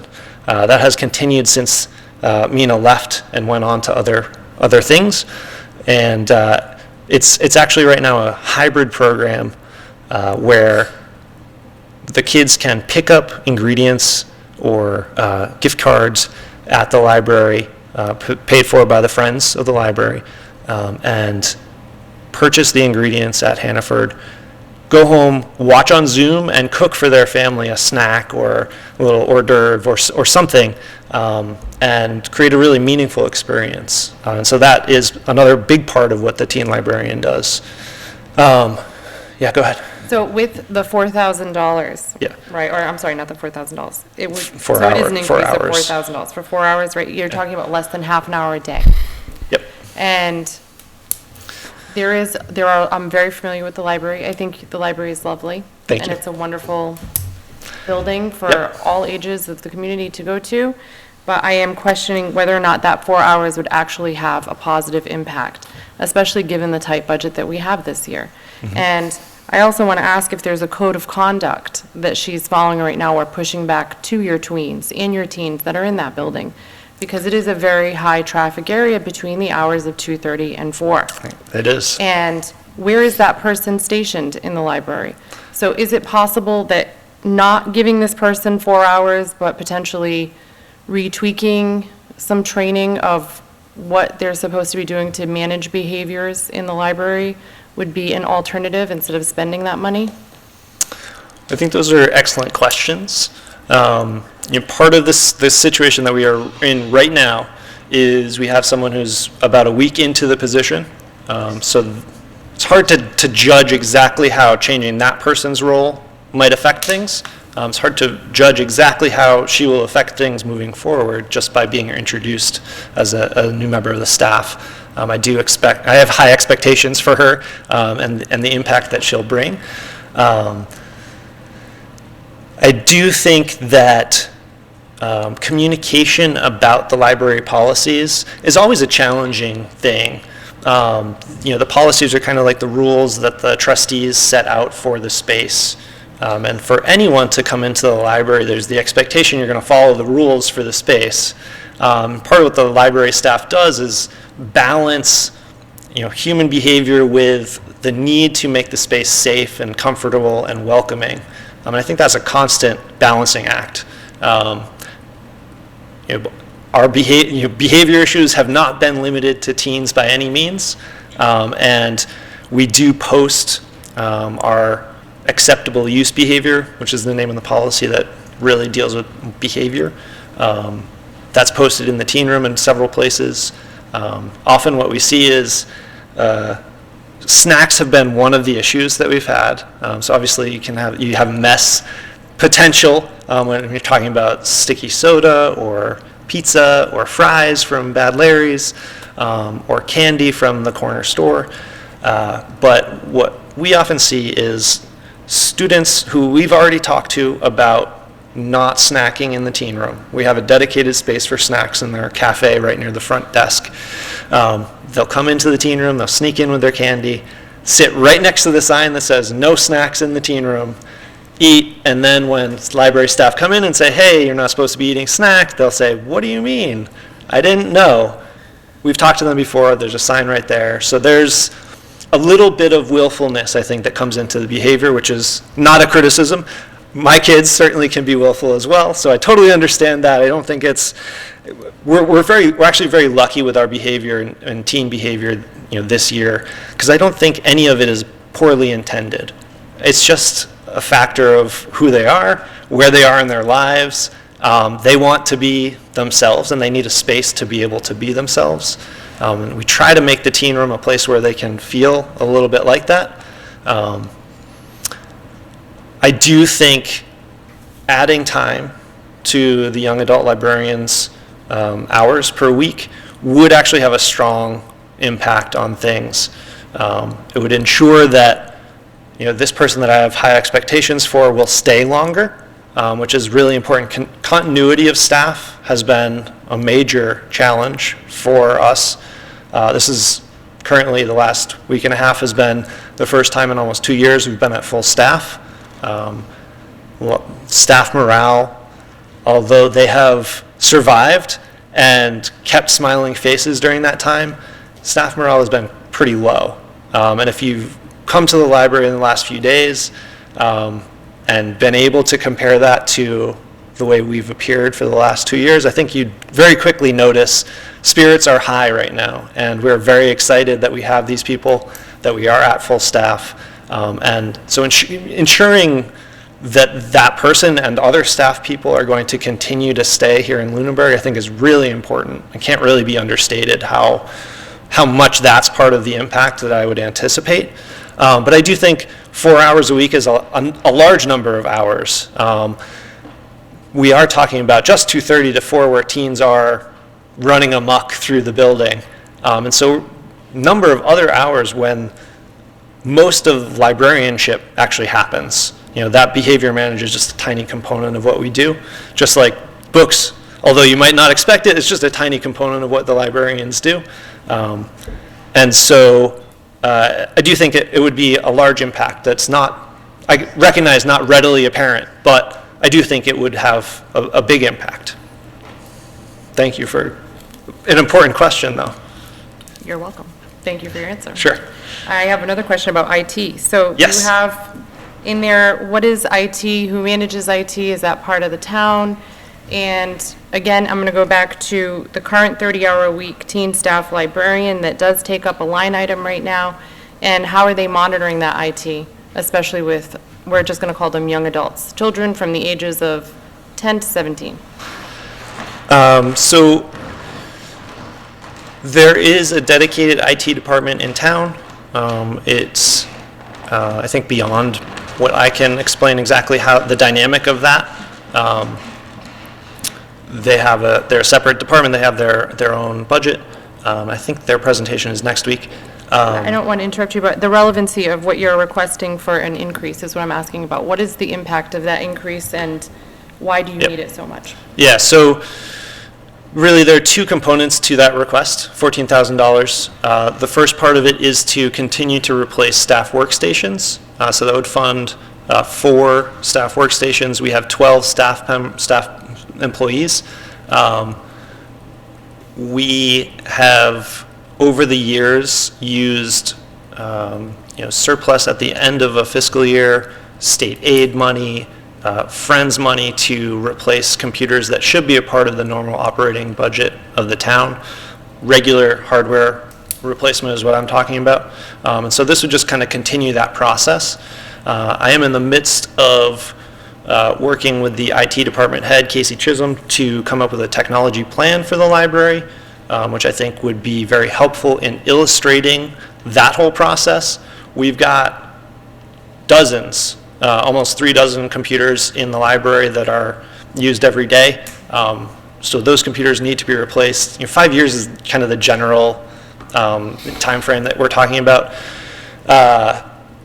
We do still have a number of computers from, say, 2013 that are still in action.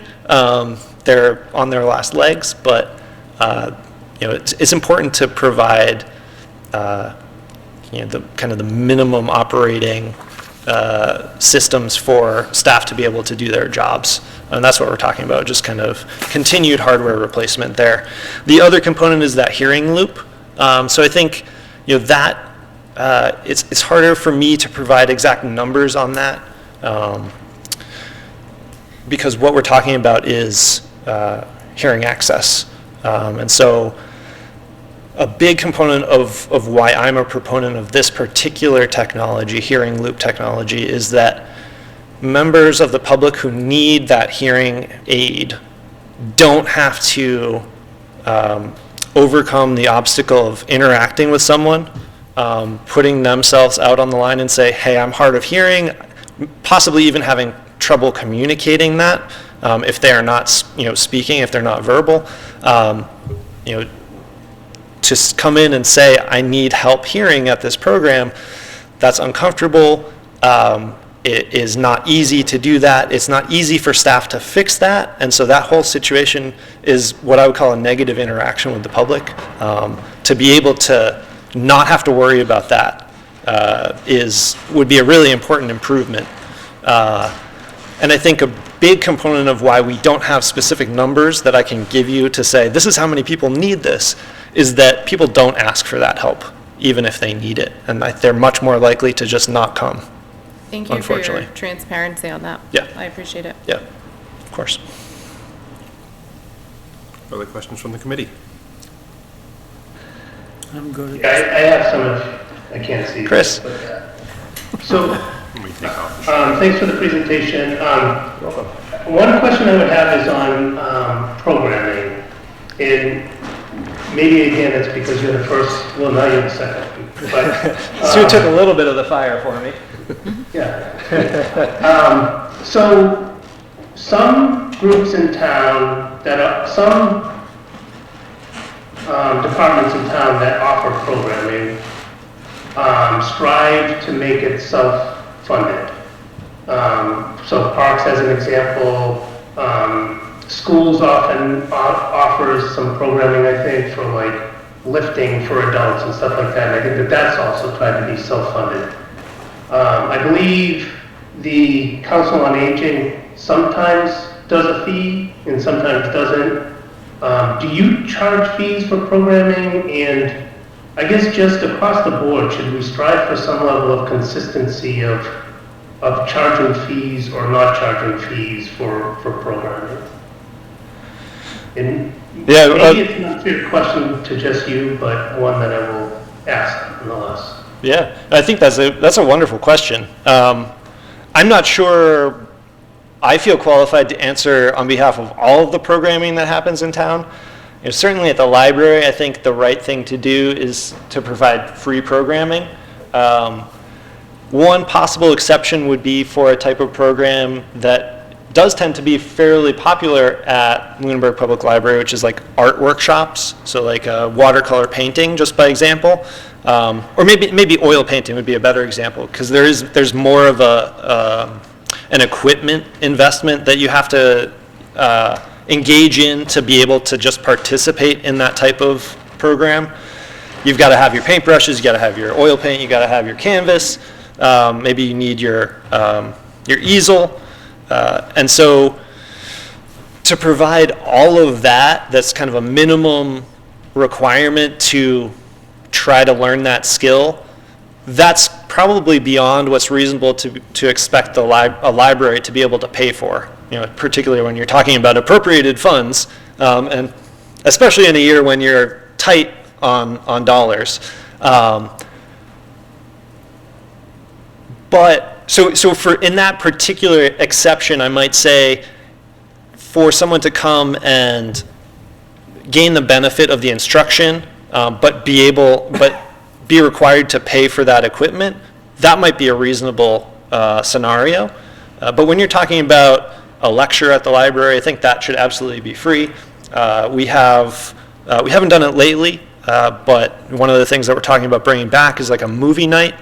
So our movie license, we could, if we can get our hands on a copy of one, show a fairly recent kind of major feature film at the library, we could provide that free of cost for people who want to attend. You know, we're paying for the license every year, but to actually attend the program, that could absolutely be free.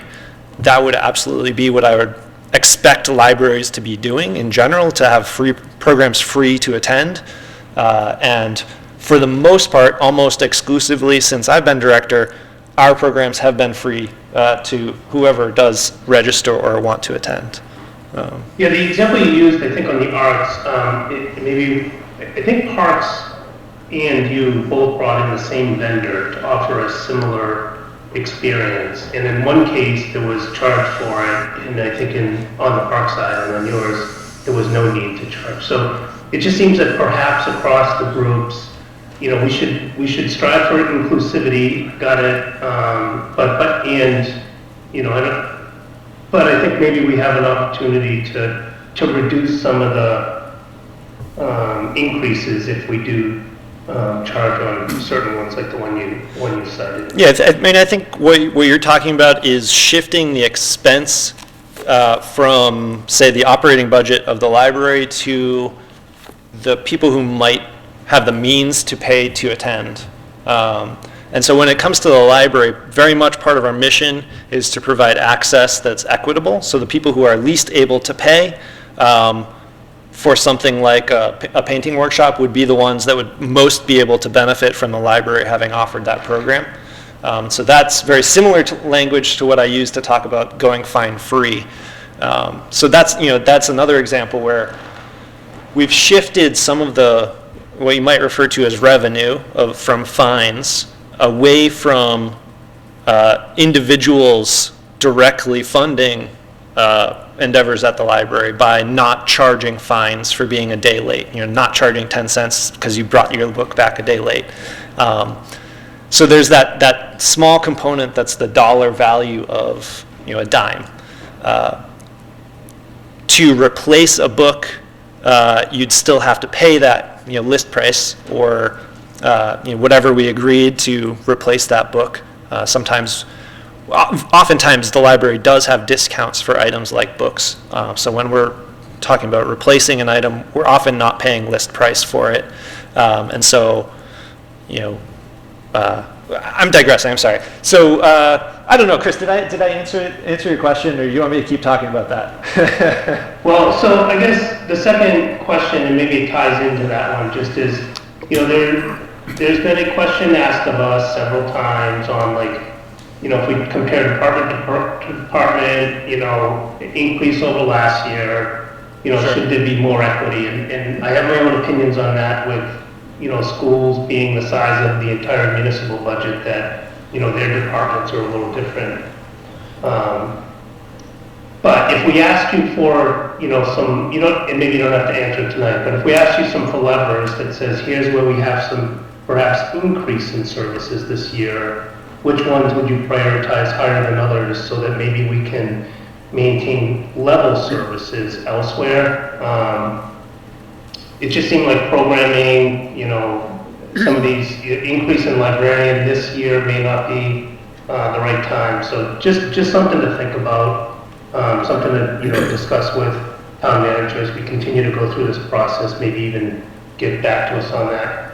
I know I kind of went after Council on Aging questioning on the increase of 4 hours. This one I think is slightly different in that you're actually driving the position towards lower cost per hour because of the effect of benefits, because it's already a benefited position.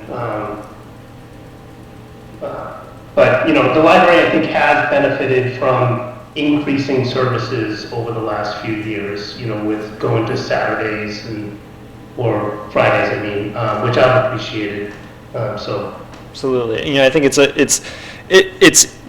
it's fairly easy to see some of the increases that have happened, but I think there's also a lot that happens behind the scenes. You're talking about something like return on investment, where, you know, the town's investing $500,000 or so in the library, more than that this past year. But the value that's coming back, although hard to exactly count, you know, I think is very easily, if you just look at things like the value per physical item that's circulated, which is just a small component of what the library does, that by itself more than pays for itself. You know, in the amount that you spend in a year, the value is circulated physically at the library. We're not talking about electronically. We're not talking about programs. We're not talking about the facility itself that's available every day. We're not talking about the skills and passion and dedication of the library staff itself, which is the biggest part of the library budget. You know, it's here somewhere. You know, $394,000 for library staff salaries for FY25, I think. If I found that right tiny little spreadsheet box properly, that's more than 2/3 of the library budget just to pay the people who work there. And I think very obviously the majority of the value comes from the other parts of the library. You know, although the people are very important, it's right in our mission, and the people and the atmosphere that the staff creates is a really important part of the experience. It's the books, it's the resources, it's the space itself, it's the experiences that people have that are the value that's delivered. And that, going back the last couple of years, it's been really hard to calculate that value. And it's, the impact on value that's being delivered has been, very much undermined. Like, you can't quite encapsulate what's happened, while people were not coming to the library. And so the numbers are down for, a couple years there, but value is still being delivered in great swaths, I hope. Great questions, Chris. I really appreciate it. I wish you'd really given me the fire instead of Sue, though. I'm not meaning to get fired. I'm just looking for transparency. Absolutely. No, I appreciate that. So that we can all make decisions. Yep. And then, just the final thing I'll say on the library is this, there's been a dialogue around town, around what does this town offer, for those in the, call it 18, 20-year-olds up to 50-year-olds. And there's really not much, but the library is one. So it is one that does give benefit to any age group in town. Certainly the Council on Aging is important because it gives benefit to our older population that also doesn't have as services in town. So I think it's a fitting start to the year, for these two groups to come. And thanks to both of you again for the presentation. Certainly my pleasure. Other questions? Thanks for your questions. Yeah, Dave. Yeah, in your whole presentation, Muir, the one item that stands out to me as being kind of a want rather than a need is the hearing loop. I don't think you admitted it, and it's very hard to quantify how much that's going to help and how many people that's going to help. And you, I believe, cannot identify it as a really strong need because you're really not sure. The data's not there. Yeah. Right. Absolutely. From my perspective, that's the one item that I would be looking to shave if we're looking to shave nickels and dimes and quarters. I can respect that. That's my input. Did that make, I don't think that made the preliminary budget, though. It's not in the library budget. Based on the comment from the town manager's preliminary budget report regarding the library, it's in the hardware maintenance line, I think, of the IT department. Oh, so it did Let me go back. Oh, okay. So, requested funds for the staff computer upgrades is a function of the IT department hardware maintenance line, and requested funds for an $8,000 repair to the audio system in the community room are also included in the IT hardware maintenance line. So that repair includes the hearing loop and repairs to the audio system in order to make it function properly. Okay, that begs the question as to what are the issues that are being repaired, and then, okay, I missed how where it's being appropriated, where it would be appropriated from. Yep. But it's to the benefit of the library anyway. It would, It's still in absolutely. the budget. Is there an inherent problem with the system as it exists today that needs to be corrected? I think it has to do with the age of the system. The amplifier is not functioning properly. So the way that, the audio should work in the community room, which is our big programming room, should fit 55, 60 people comfortably, where we have our ongoing monthly music series, where we have lectures regularly, often our workshop, art programs are in there. So the audio component of that, if you have a person speaking, they need to speak into a microphone or some other audio capture device. For us, it's a microphone, it's a wireless microphone. That broadcasts into the closet where the wireless receiver connects to the amplifier bumps it over to the equalizer pumps it out to the speakers, basically. That should all work by itself to help, your average is probably not inclusive, so I apologize for that. For, someone who can hear normally. Often the acoustics in that space are good enough that we don't use that for most programs, especially the more intimate ones where there's a workshop environment. You've got a presenter who's going to be moving around the room, maybe talking individually with people, so it doesn't make sense to have the microphone be a part of that. What we have used for things like the Historical Society quarterly programs, where you do have an expert presenter speaking to a group who are sitting and listening. We've borrowed a portable version of that system that is functioning properly, has a microphone and a portable amplifier that functions as speaker, basically, to project that sound. To install the hearing loop, for that hearing loop to function properly as a transmitting device to a hearing aid, you've got to have that audio component functioning properly and hooked up. And so that takes the signal between the speakers and the amplifier, basically, and bumps it out through the wire and transmits to those telecoil that's in a hearing aid. Okay, do I understand this correctly then? The need, I understand the equipment's old and it's not functioning perfectly. Yep.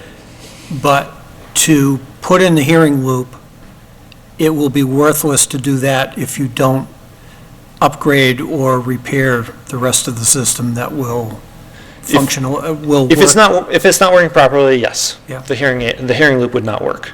Okay. Yep. So if it waited another year for the hearing loop, then it would wait, and you don't foresee a catastrophic failure in the way you're using it at this point? I don't think so. I think that would be safe, yeah. Yep. Is there a reason why we put it in the IT hardware line rather than in the libraries line? It's IT related, and the department responsible for They maintain the audio product overview and stuff. for audio material as well? Okay. Do you have a question? More of a statement. It's not that I don't see the benefit for the hearing loop. Like, I really certainly do think it would be beneficial. And I think having properly functional audio equipment is also Definitely beneficial. super benefit, right? But your population numbers have showed that, the community is using the library, and it doesn't seem that it's deterring people from going there. And I think given the budget at hand right now, perhaps this isn't the right year for that. Absolutely. The reason I'm here is to advocate for the library's needs, and, I'm just part of the whole process. So I absolutely respect, the statements you guys have made. And I had another, I've lost it, I'm sorry. I had another component that I was going to share, but it's gone, so forgive me. But thank you. Other questions? I have just a couple for you. Excellent. Just a general understanding question for the state required appropriation portion, the Yep. 1.25% increase. Is that off of the average of the municipal line, or is that off of the average of the total requested line, including state aid? It's just appropriated funds. Just, okay. Yes. From So locally appropriated funds? Yes. Okay. Yep. So I'm just going back to the slide here. What I give you is kind of a rundown of the municipal budget, other departments, and then all of our outside funds. So we're talking about just that first component, not other departments, Okay. not state aid, not Friends, just the appropriated funds for the library, not even the revolving fund. And that is just the minimum line that you need to hit Right. by Yep. state So if you requirements. take the last 3 years, average them, and then you multiply it by 1.025, that 0.025. requirement is $504,220. Okay. So we're not in the realm of needing to worry about that. Got it. I missed a zero in there. Can someone say that percentage one more time? 1.025%. Thank you. Not No, one quarter. multiply it by 1.025. Right, So it's 2.5% 2.5%. Yeah. We're back to 2.5. Yep. For the LSTA grant, are you planning to reapply for that again this year? We are.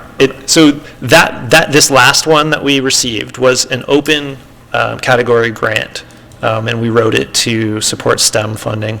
So the plan right now is to apply for another LSTA grant in the civic engagement category, so that we might be able to partner with the civics class at the high school, maybe draw on the National Honor Society, work with groups like the Select Board, hopefully, other town committees and boards potentially too, and help explain how government works, what the need is to participate, the benefits of helping participate and engage in that. I think we can all see some of the benefit of that, not just on the local level, but talking about how we all interface with the entire world. So that would be the goal. No idea if we'd get it or not. We have a draft deadline coming up pretty soon, and then the final deadline would be in April, I think. Okay. And we typically find out July. Are there other grants that are available that could be pursued? We do pursue grants. The Community Foundation of North Central Massachusetts is a great example of a group that offers a lot of different grants. One of our executive board members of the Friends of the Library is a librarian at UMass, and she often connects me with national NNLM grant opportunities. So there are grants all over the place in all sorts of different categories and directions that we might apply for. We don't often have great success, and it's certainly not kind of the main focus of what library staff currently works on, but we do certainly apply for grants when we can. So would it be safe to say that a grant writer would be beneficial to the library? I think that's always beneficial, yeah. Okay. Yep. Who does that now? Would that be you or one of yours? Most of the time, it is me. Yeah, the library director is often the one. We're a small enough library that, yeah, it's me. Maybe you could have programs on the grant writing. Yeah, programs are usually a good bet Get all the for some teenagers funding. together and say, Yep. stop eating the candy and start writing the grant. The last question that I had was just on if you feel that we're currently meeting the needs of the town. And I meant to ask this of the Council on Aging, so I'll be sending Ms. Doherty an email to kind of request this as well. But are we, as you see it with your requested budget and then with the budget as presented, are we at least able to kind of meet the needs and the services of the town as it stands today, or are there additional services that you feel that we're sort of pushing off to make do with what we have? I like that question. I could certainly go on for hours on that, I think, but I think the short answer, I think if we go briefly back to the strategic plan for the library, when it comes to the library, I think there's a huge opportunity. When we talk about challenges or gaps or services that we're missing, I would all throw those into opportunity. There's an opportunity to better serve the community. And a big part of that has to do with expectations. I think many people, maybe not the people in this room necessarily, but many people in the street, you run into them and you say, hey, have you thought about going to the library lately? They might respond with, why would I need to go to the library? So there's an expectation there. I think just about everybody in town would benefit from something at the library. And so there's that opportunity to bridge the gap. Short answer, though, the preliminary budget, I think, does a great job of meeting many of the needs, and we would be in a great spot if that were the budget that were to come to us in FY25. Excellent. Okay. Yeah. Just one quick thing. I looked at the budget and I thought it was very fair and a reasonable budget. I think some of the bigger items, with the technology had to do with replacing equipment, and you need to do that. That's what happens. I just think that some of the items where, if this was a normal year, would be, yeah, go on and do it. I just think that we're dealing with, layoffs in other areas. It's hard to say we should move forward here. This might be a year that we take a step back, maybe as little as we can. Maybe ask the trustees, or even the people that go, I know, my kids did the summer reading years ago. Yep.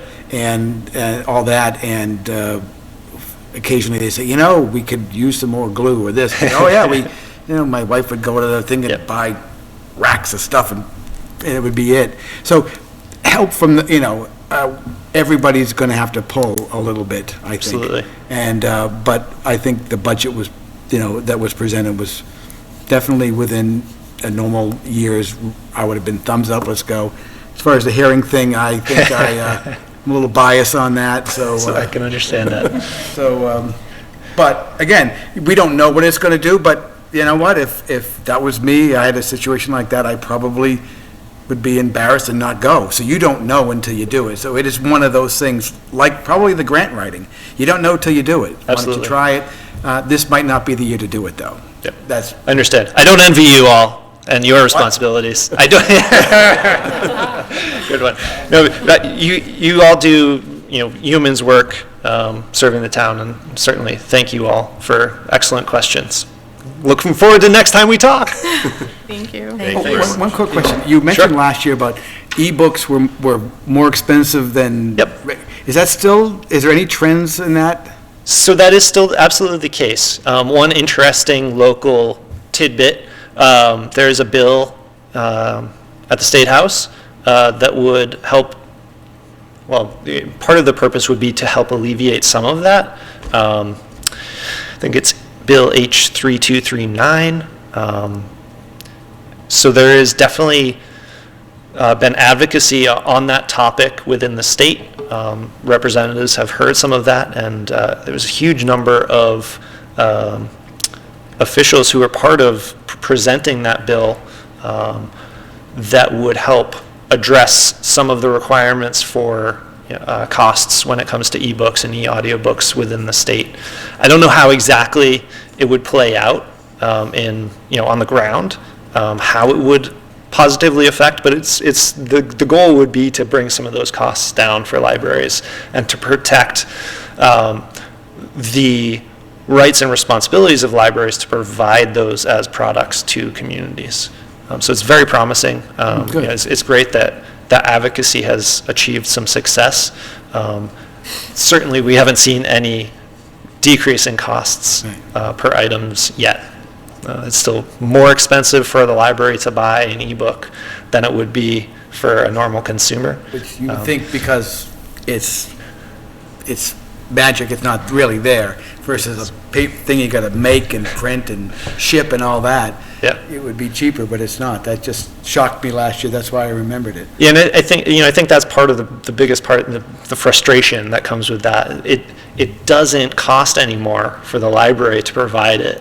It's a perceived impact on the profits for the publishing company, and so that's why there's been a lot of friction over the last couple of years on that topic. If publishing company charges the library $100 for an ebook that you can get for 99 cents on your Kindle, that's going to create some feelings of inequity for sure. Thanks for asking about that, though. Thank you all. Thank you.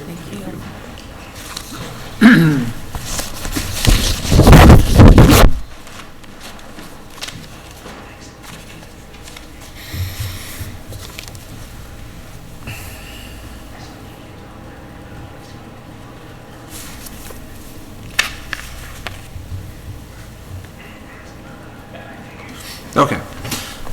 Moving on to 5-year financial report. Kicking it, I assume. Okay, just making sure. So we'll keep on pushing that down until we are able to get that completed. So moving on to old business, we have the town grant writing letter. Mr. Passios and Ms. Tavares. I am. Do you want to say anything first, or? I'll have some comments after we present after you present the letter to them. And we'll go from there.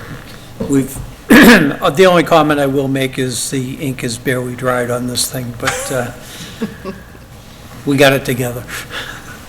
So we did work on this together, and I'm just going to read our first draft regarding funding for grant writing services, and I'm just going to read it as it's written. Sure. Dear Select Board members, we are writing to express our sincere interest and support to include funds for grant writing services for the town of Lunenburg. The town manager, Heather Lemieux, has itemized the amount of $50,000, line item 650, on the FY25 preliminary budget for this position. This position would potentially enhance the town's ability to increase revenues of the town that would potentially alleviate funds from being taken from the tax levy. We consider taking this initial step to be a starting point in the process without adding a benefited staff member to the town budget, and would allow us to work with persons with particular expertise in the field of various types of grants. Through some collaborative research, we found that grant writing services could support the following areas by creating additional sources of revenue. The first one is educational grants supporting staff, buildings, educational tools, and technologies.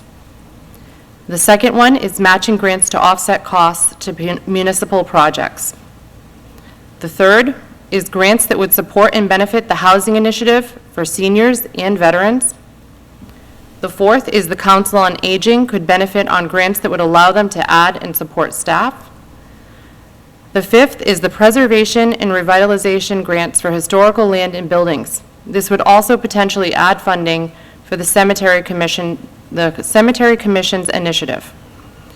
This is not to understate the fact that we have members of our municipal government that have and continue to bring in grant money. Those efforts are greatly appreciated, and we hope these services will work in tandem with these members in their continued efforts and their support. And we thank you very much for your time and your consideration. Very truly yours, the Finance Committee. So that is the letter that we have our first draft of. And any questions? Open it up to the committee for questions, comments? No. Did you email that to us? No. No, we No, didn't. we finished this 5 whole Literally minutes before 7. 6:29. Yeah. No, 6:59, I'm sorry. We will circulate this around in email however we need to, though. I guess the first question I have actually goes to the town manager. The $50,000 line item, one, where does the number come from? And two, is it looking at a benefited position? It was a best guess at contracted services, so it's not. Okay. I couldn't hear that. Yeah, can you? I said it was a best guess at estimated contracted services per year. I did look at salaries of different grant writers, but this would be a non-benefited position. Okay, but ideally looking at. And through a contracted services. And roughly at like 40 hours per week or full-time requested, or how does that work when it's a contract? It wouldn't be a position within the Right. town. It would be contracted out services. So As needed depending on the basis. type of grant, you'd contract with a different vendor possibly than. Okay. Heather, do you see using that in smaller amounts for specific grants for, multiple contracts? Or are you thinking that would hire one entity to source grants and apply for so on and so forth? I don't think it has to be one particular entity. I think there's going to have to be a process created, because I think you're going to have multiple departments looking for different services that I can think of. Departments that don't have staff associated with them that could benefit from this as well. So I think a process is going to have to be created, and then we would have to work internally to figure out the best resource to hire for that. Would you be able to send us like examples of groups that do that? Just so I can maybe go to their websites and kind of understand the services they offer. Sure. Thank you. You're welcome. Just to put a couple of examples out there from personal experience, and thank you, Mr. Beardmore, for bringing up the streetlights again this evening. As you know, I mention it almost every time we talk. The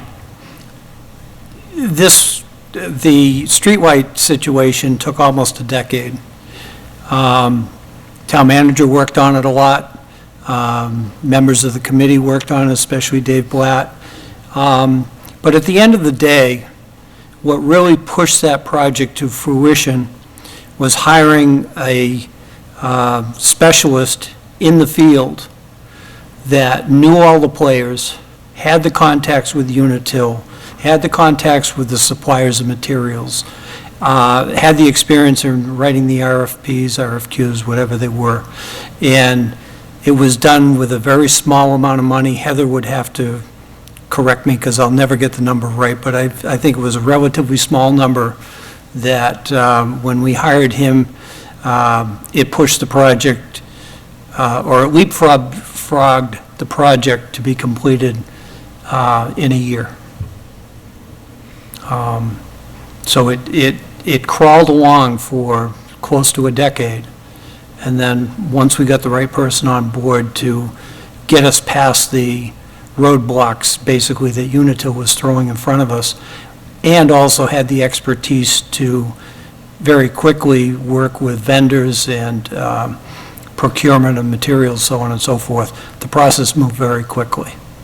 On a personal basis, As a lot of you know, I own property up in New Hampshire.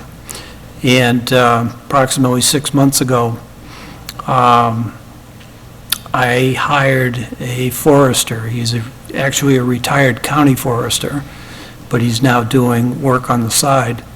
And I hired him to take a look at my land, put a program together to apply for a grant through NRCS, which is federal money for forestry work.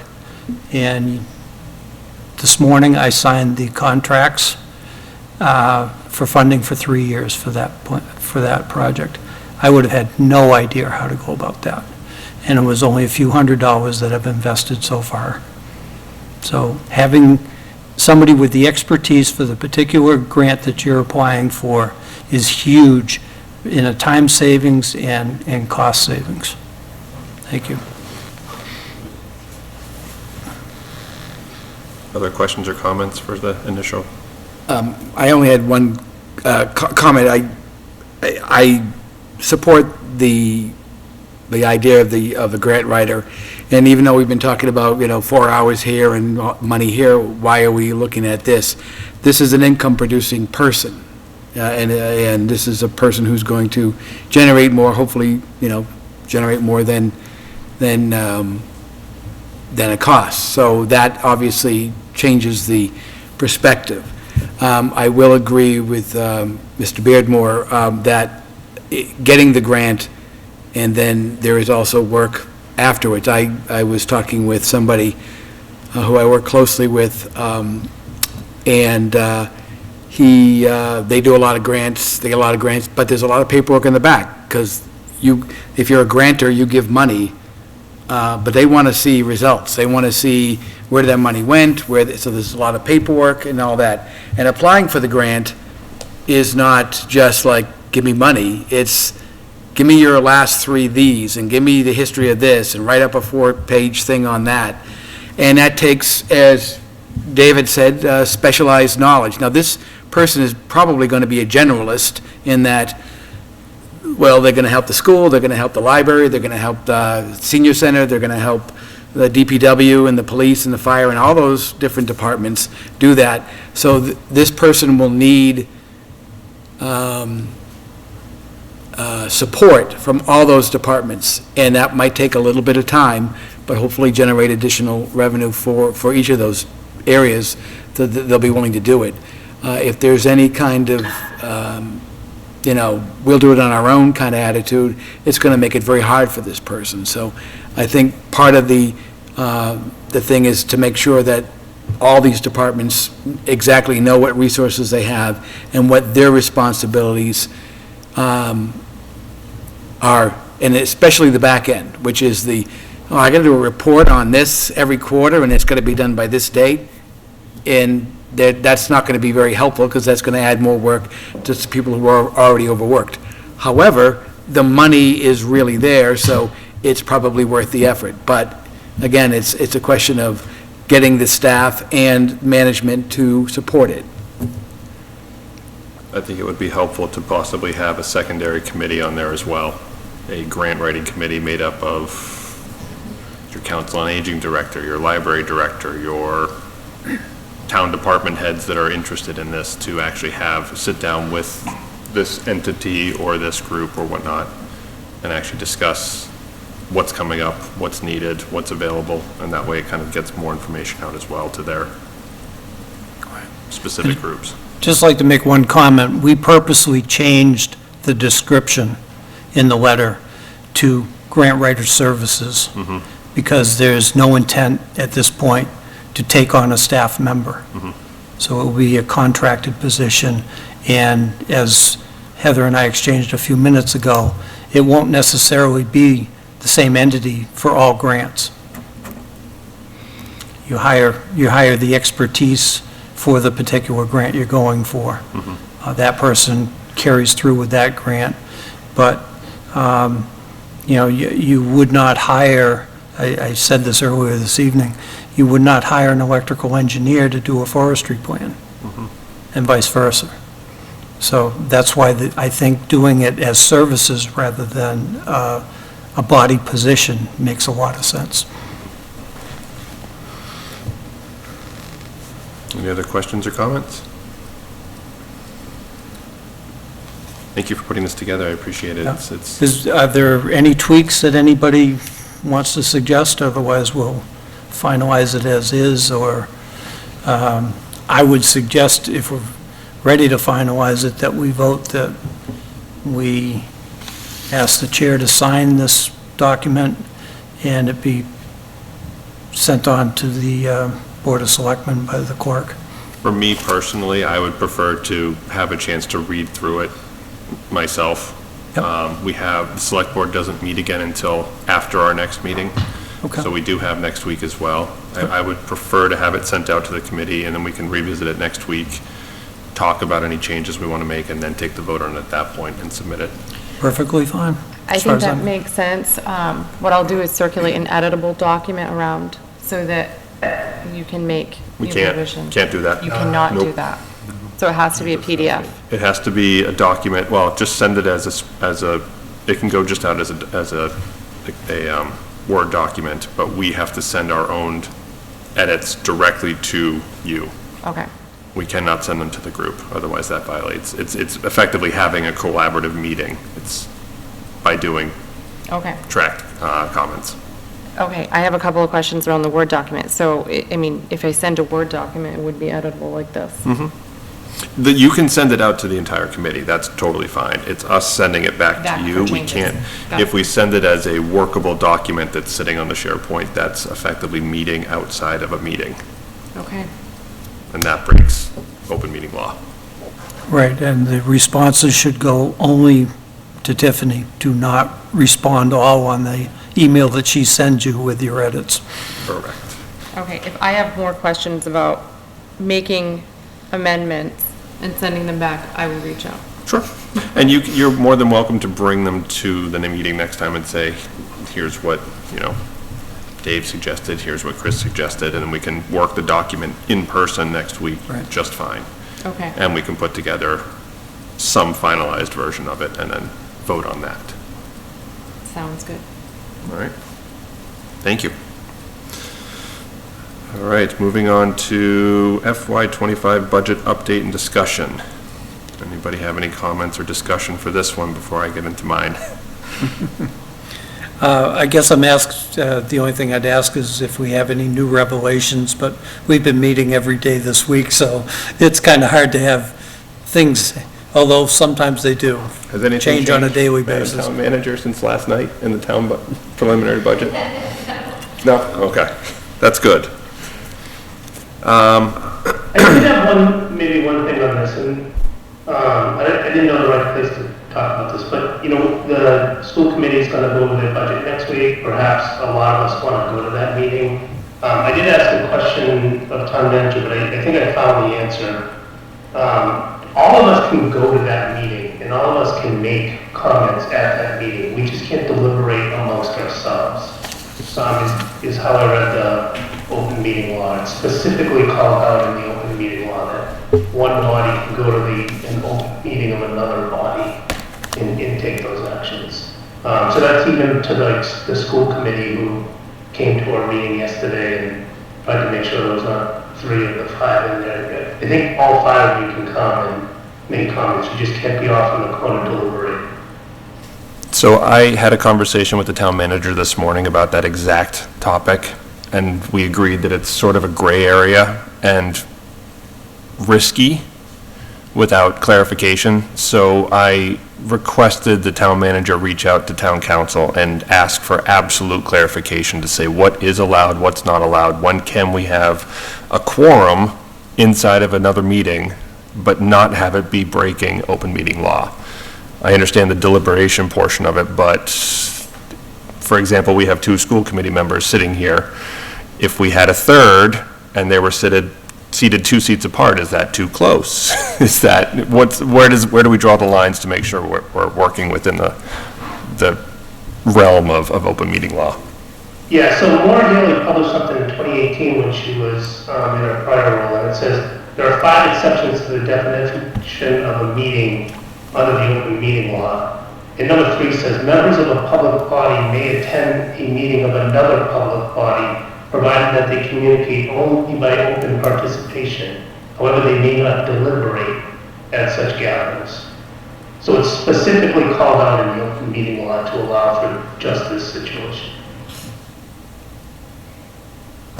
I would just add, I think that's where town council is going to weigh in, is like what constitutes deliberation, at what point when you're making comments on something that's within your purview is, it crosses into deliberation.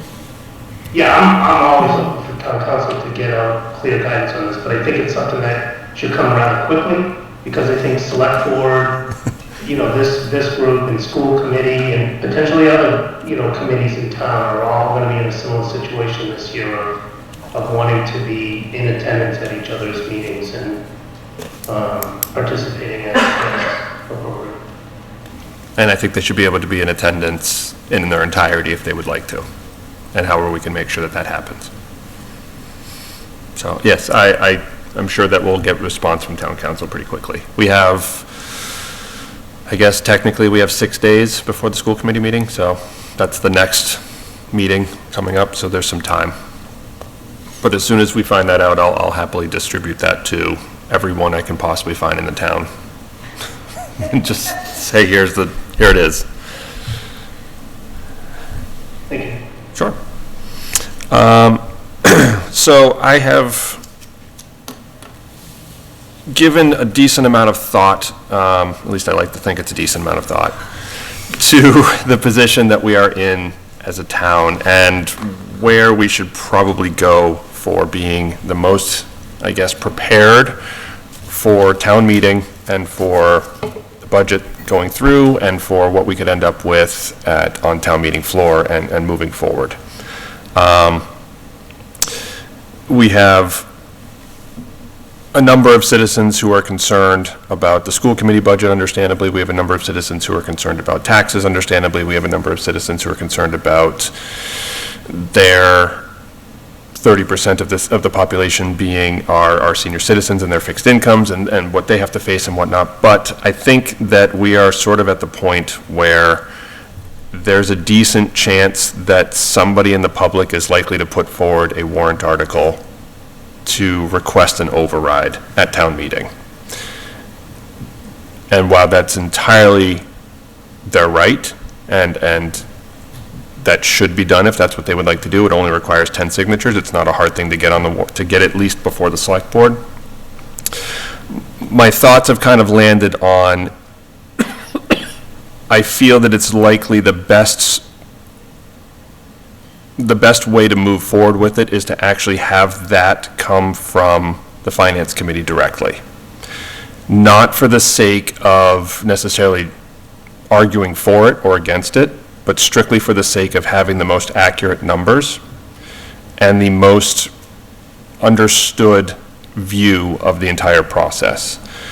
To take it as a school committee need, to take it as or school department need, to take it as a police need, to take it as a library need, and everything, as opposed to just people that are sort of localized on a specific topic, a specific issue. So what I am proposing is, well, there's also the caveat of time. We are very much up against the clock here. The warrant closes on the 18th of March. The way that this would have to work is that the select board would theoretically need to have time to deliberate whether or not they want to put a ballot question forward. That would need to be done effectively at their next meeting on the 5th, because there needs to be time to get that printed forward onto the ballots and whatnot. So there's a limited amount of time to get it done. And my concern is that if a citizen brings forward an attempt at what they feel is likely what's to be necessary, that it won't be the accurate reflection of where we currently stand from a town-wide perspective.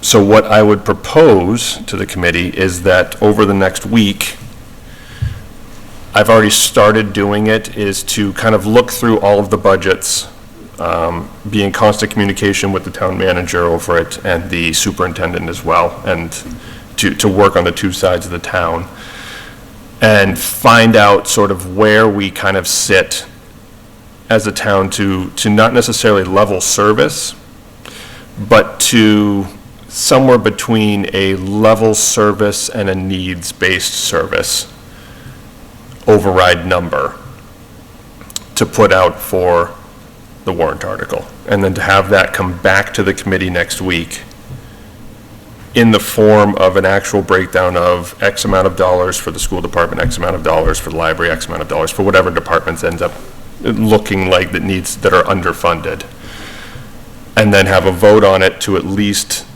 submit it to the town as a warrant article.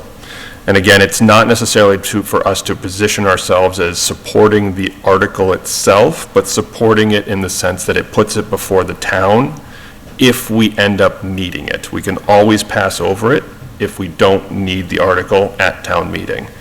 But to get it to town meeting should be done ahead of time. That doesn't mean we need to have the budget fully balanced with an override ahead of time. We can go into town meeting with a balanced budget from the town manager as she's presenting it to us. And we can go into town meeting and we can vote on that specific budget as presented. In the very next article, you could have the override option as well, pending the outcome of a vote. If both of those pass town meeting, and it does end up going to an election, and that does, or ballot question, and that passes, we have a balanced budget that has been appropriated by the town, and then we have an override that needs to be appropriated. That can then be appropriated at a special town meeting, which can be scheduled, I assume, and I haven't checked this with the town manager, sometime before the start of the next fiscal year, correct? The ballot vote? No, a special town meeting, if an override is approved, would need to be appropriated before July 1st.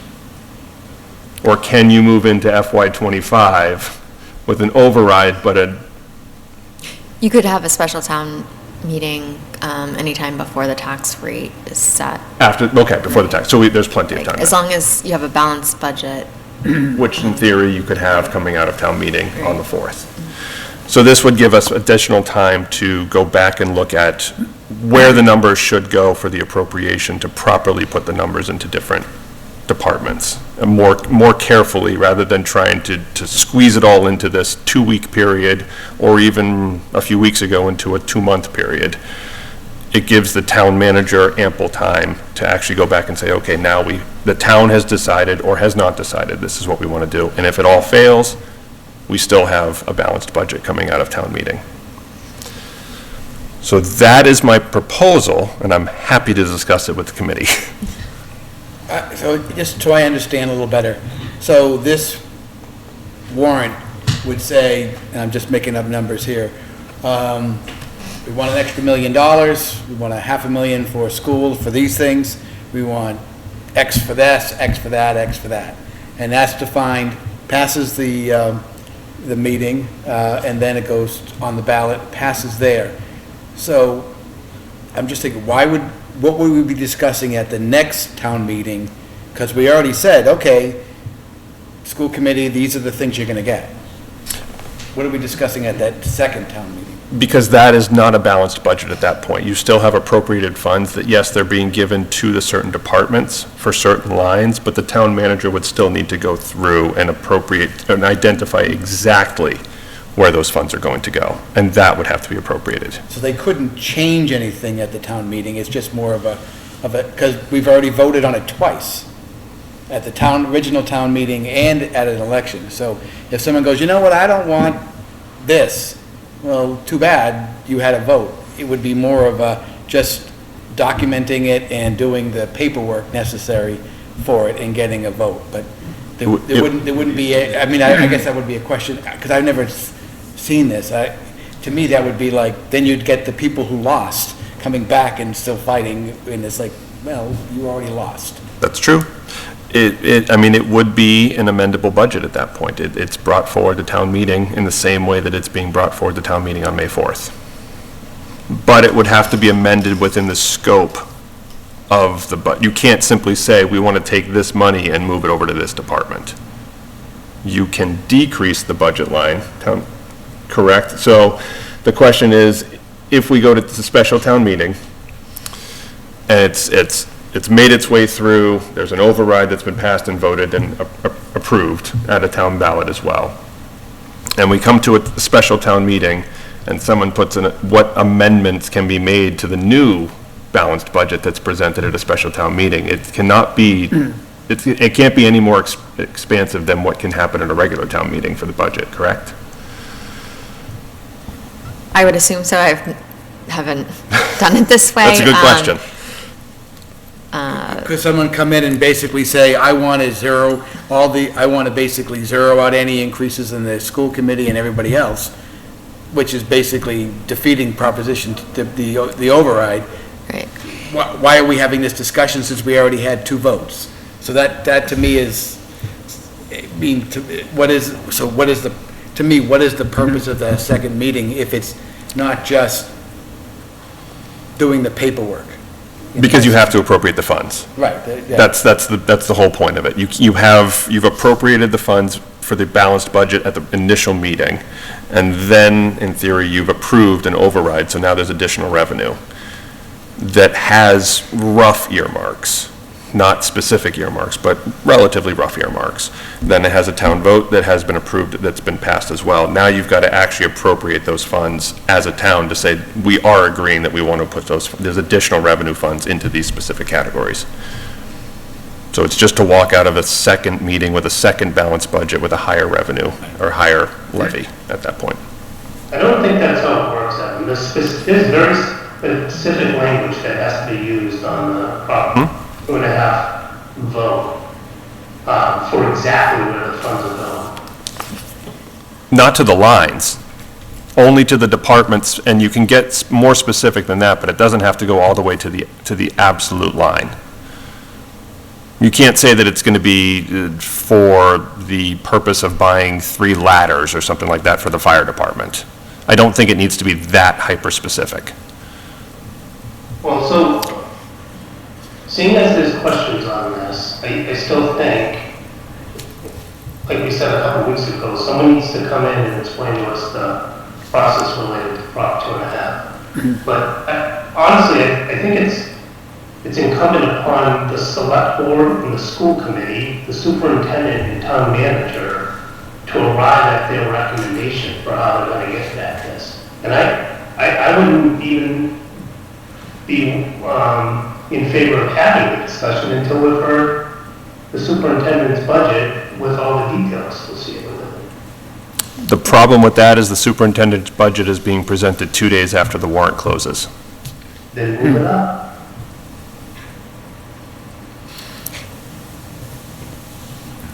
From what Chris is saying, I agree with you, Chris. Like, I put the primer in the SharePoint drive for the Finance Committee, so you can see exactly how it shows us examples of ballot questions, but you're taking that same format and turning it into a town meeting warrant article.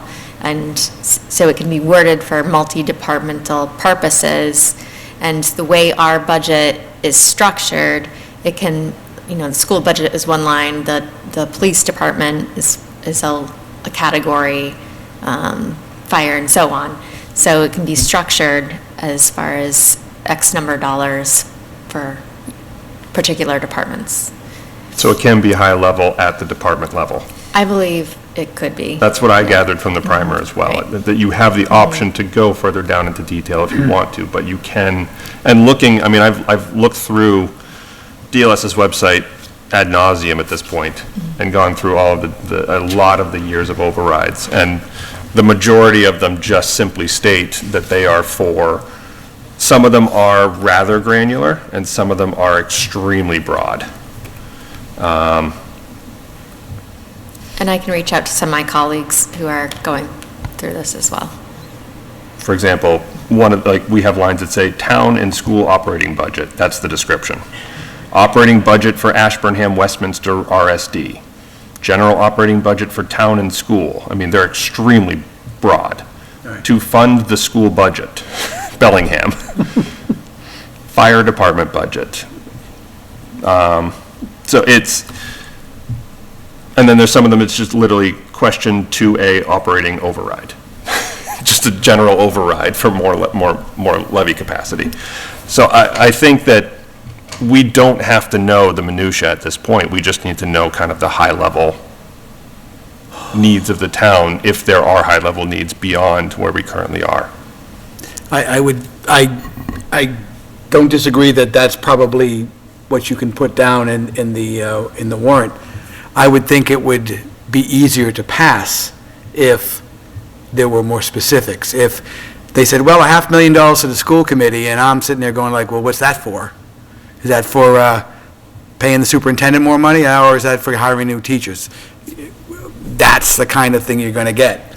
Maybe I've been looking at Facebook too long, but that's the kind of thing you're going to get. So I think the more specific we can, I think the more likely that people, I mean, I'm not saying it should pass or not pass, but more likely that people would make the right decision for them if they know, well, it's going to help the music department or this or that or the other thing. So that would be The my... reality though is, I mean, on the municipal side, town meeting can move from specific lines to other specific lines. But on the school budget, the only thing we can move is the one big number related to schools. Town meeting cannot go any lower than that one big number. That's correct. Yeah. We do have the authority to move line to line. No, we can't touch the No, school. no, on the town side. The town, 2.5, that might be different. We're not, we're not doing anything. Heather, It's the- departmental lines we can change, correct? The departmental the main categories. The total Yeah. for any one department, we can adjust Right. at town meeting. That's when the moderator goes through each department and asks you to put a hold on. Right. right, but that's at a total level. That's not at a granular level at all. Correct. No, yeah, you're right. Not at the granular level, you're correct. Right, we cannot say, I don't want to, someone can't get up there and say, I don't want to increase this the assistant town manager's salary, I want to give it to the town clerk instead. Yeah, no. That's no, not you allowed can't. to be done, Right. but.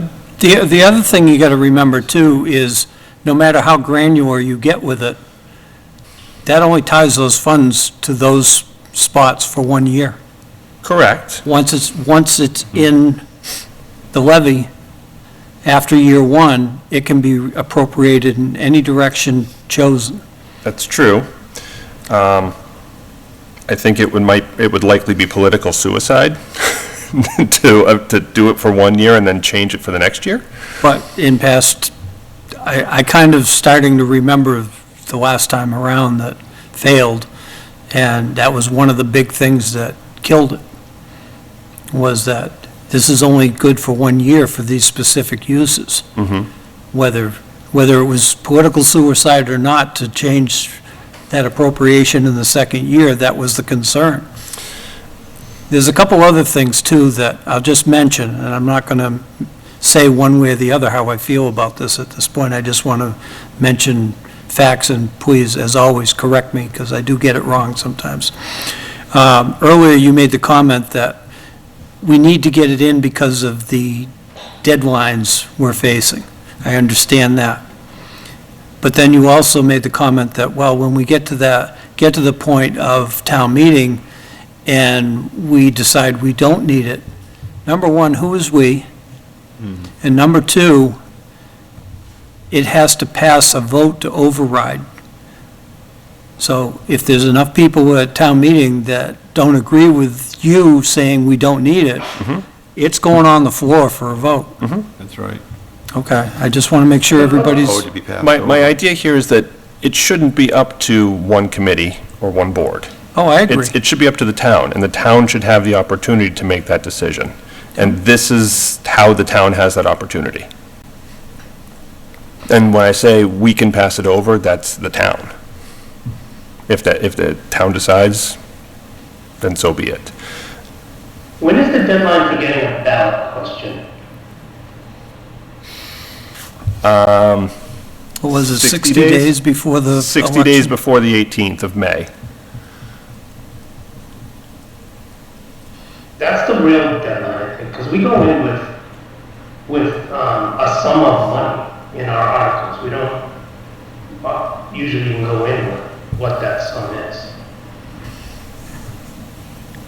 Heather, for an override, do the numbers have to be printed in the article as well for this specific purpose?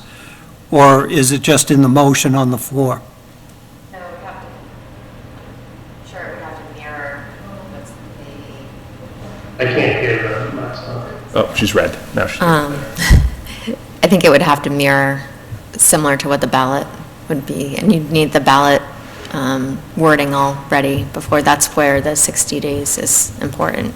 So you would have to So- know the numbers ahead of the time, ahead of time. So 60 days before the 18th of May.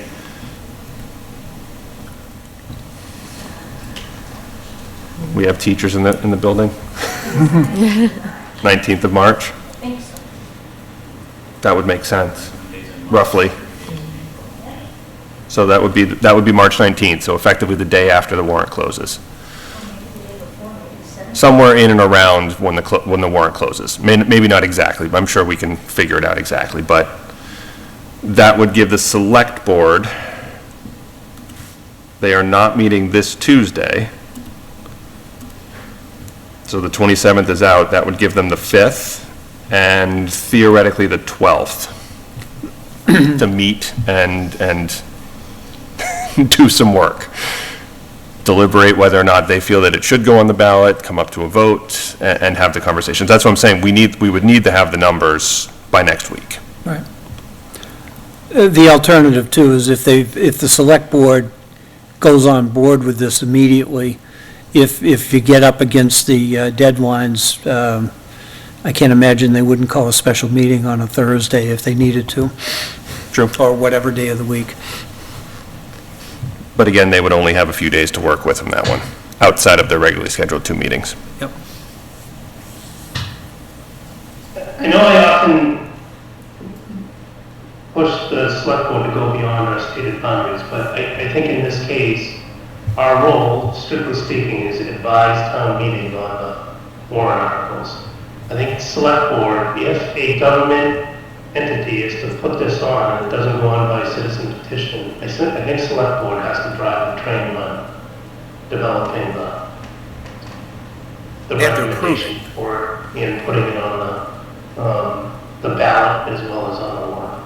I don't think that's necessarily true. I think the select board certainly has the ability to do that, and they have, if it's their prerogative to do so, they're more than welcome to. It's probably their primary directive for this.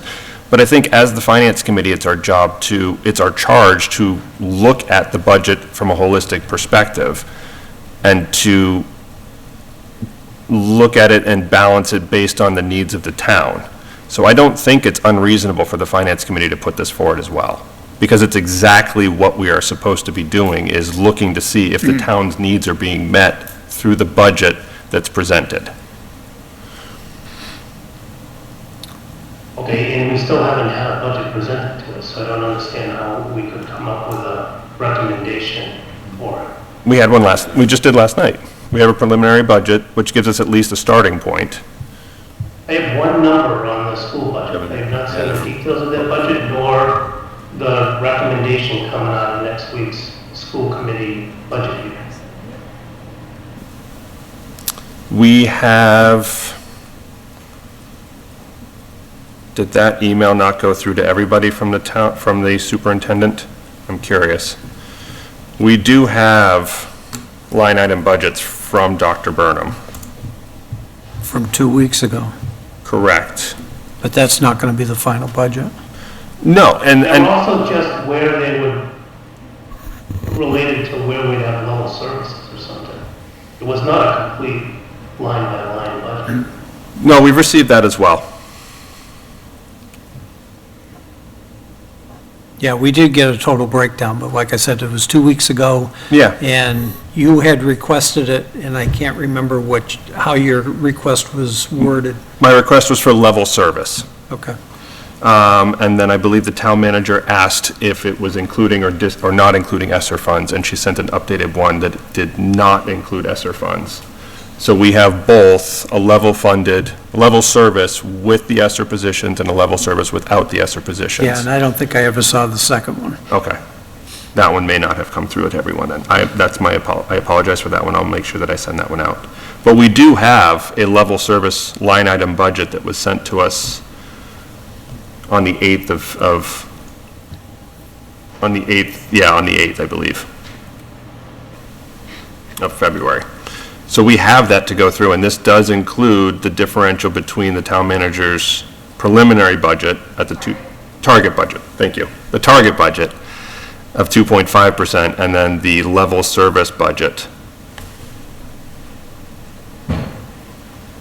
So we have at least a basic number to work off of. I don't want to invest a ton of effort analyzing that budget until the school committee is met on what they're doing next week and comes forward with a recommendation. I think if you do that, then the way the budget process works, that a Proposition 2.5 override request would never, ever get done because it's not enough information until it's too late. So I think you're kind of, I understand where you're coming from, Chris, and I agree that we don't have all the information, but we know what the ultimate issues are and within reason where the bounds are, and we can tighten things up as things move along to make sure that we get the most accurate and right information. But like with anything, it's the only thing you can do is the things you can do. And this, again, not saying I support or not support a 2.5 override, but I think what our chairman is saying is that at least give the opportunity to the taxpayers, to the people living in Lunenburg who pay taxes, to make that decision on their own. And I think that's a democratic and reasonable thing to do. And yeah, it's going to be more work for us and more work for the select board and the school committee and everybody else, but that's why we were either elected or volunteered to do it. Has the select board or the school committee taken a position on whether they think a 2.5 is necessary? Publicly, no. Not as a committee, at least. And if, Or once board. they do, to what extent do they think it should be? Is it $1 million? Is it $2 million? Do we go all in and double our budget? Go up to our levy ceiling? No, and that's not what I'm looking to do here.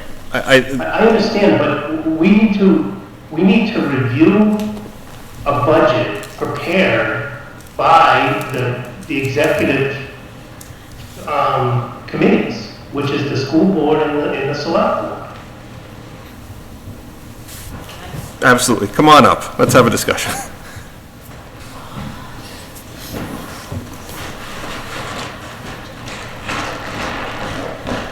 Renee Emke, 6 Iris Court, member of Select Board, but just speaking as myself. I have one question that came up earlier, and then I want to get to the ballot. So if someone submits an article to the warrant for an override, we pass a balanced budget, the next article up is this regarding the override. What if that is amended on the floor? If the select... Can't be.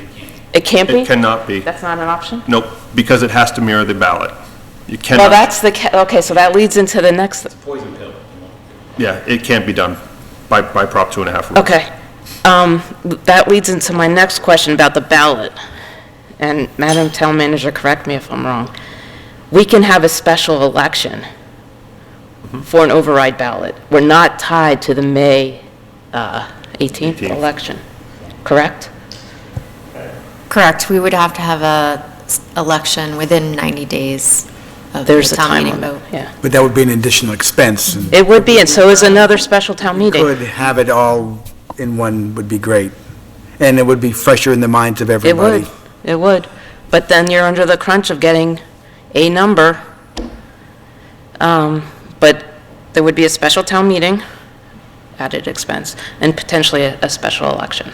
That's, that's the only, This whole dilemma that we're kicking around the room here right now goes back to Mr. Alonso's comments a couple weeks ago at the Board of Selectmen's meeting. Not that I totally agreed with him, but, his thought process was that the conversation for this should have started 6 months ago. And now and we never do anything right when we rush to do things. So I have serious reservations of rushing this thing through, and at the end of the day, having a real debacle on our hands that didn't need to happen. I'd also like to make the comment that, as far as I'm concerned, before the Finance Committee supports an article for an override on the warrant, this committee should be required to vote on that, and a majority vote of the committee That's where I'm to headed move to. it forward. That's exactly where I'm headed to eventually. after the discussion. And I figured you were, I Yeah. just wanted to state it. I would not bring forward any sort of warrant article without the committee saying we should put together a warrant article. Right. I do agree that, if the desire is to make the attempt to make it work, the work's got to start tomorrow. And just because you do it quickly doesn't mean you do it, you have to do it poorly. Obviously, if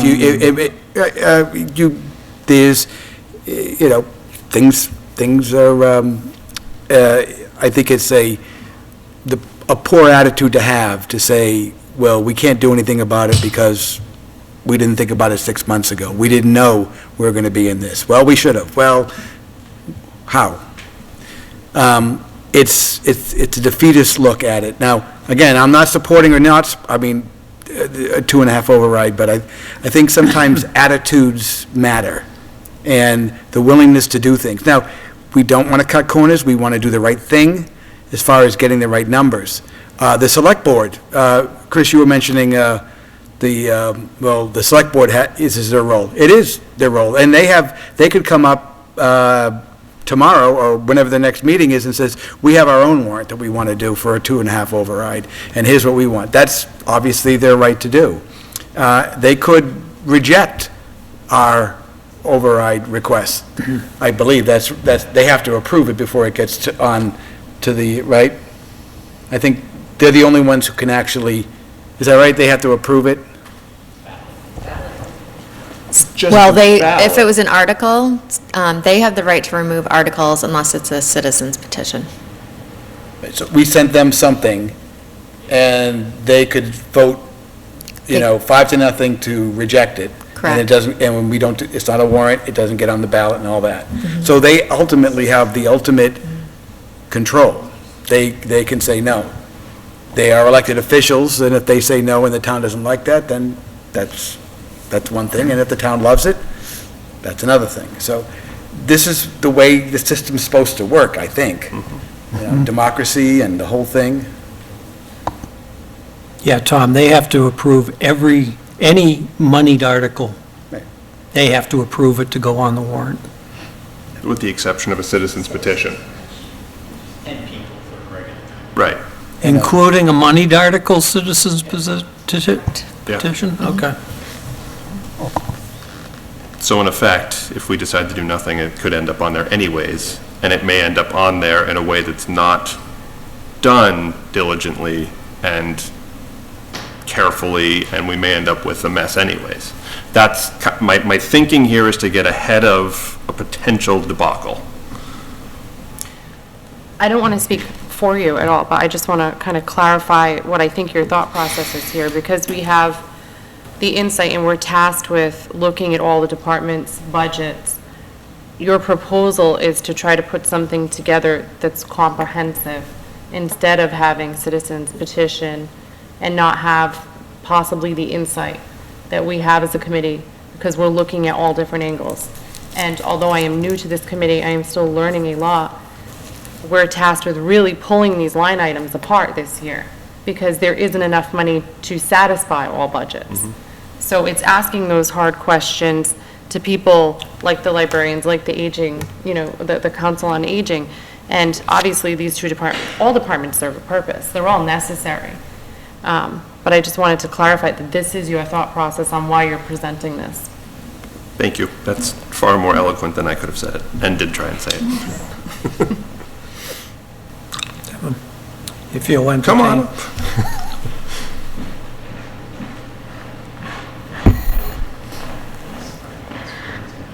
The school committee will take this up, obviously, on Wednesday. I just wanted to satisfy Chris's comment that we are looking at the superintendent's recommended budget on Wednesday. We don't have a copy of it yet either. But the intent is to go through that budget and to have this discussion. And I want to thank you for trying to figure out a way to get this to work. Thank you.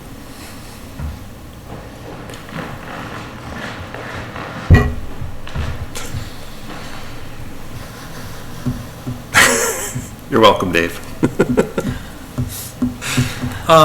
This comment's going to be extremely controversial, but I have to say it.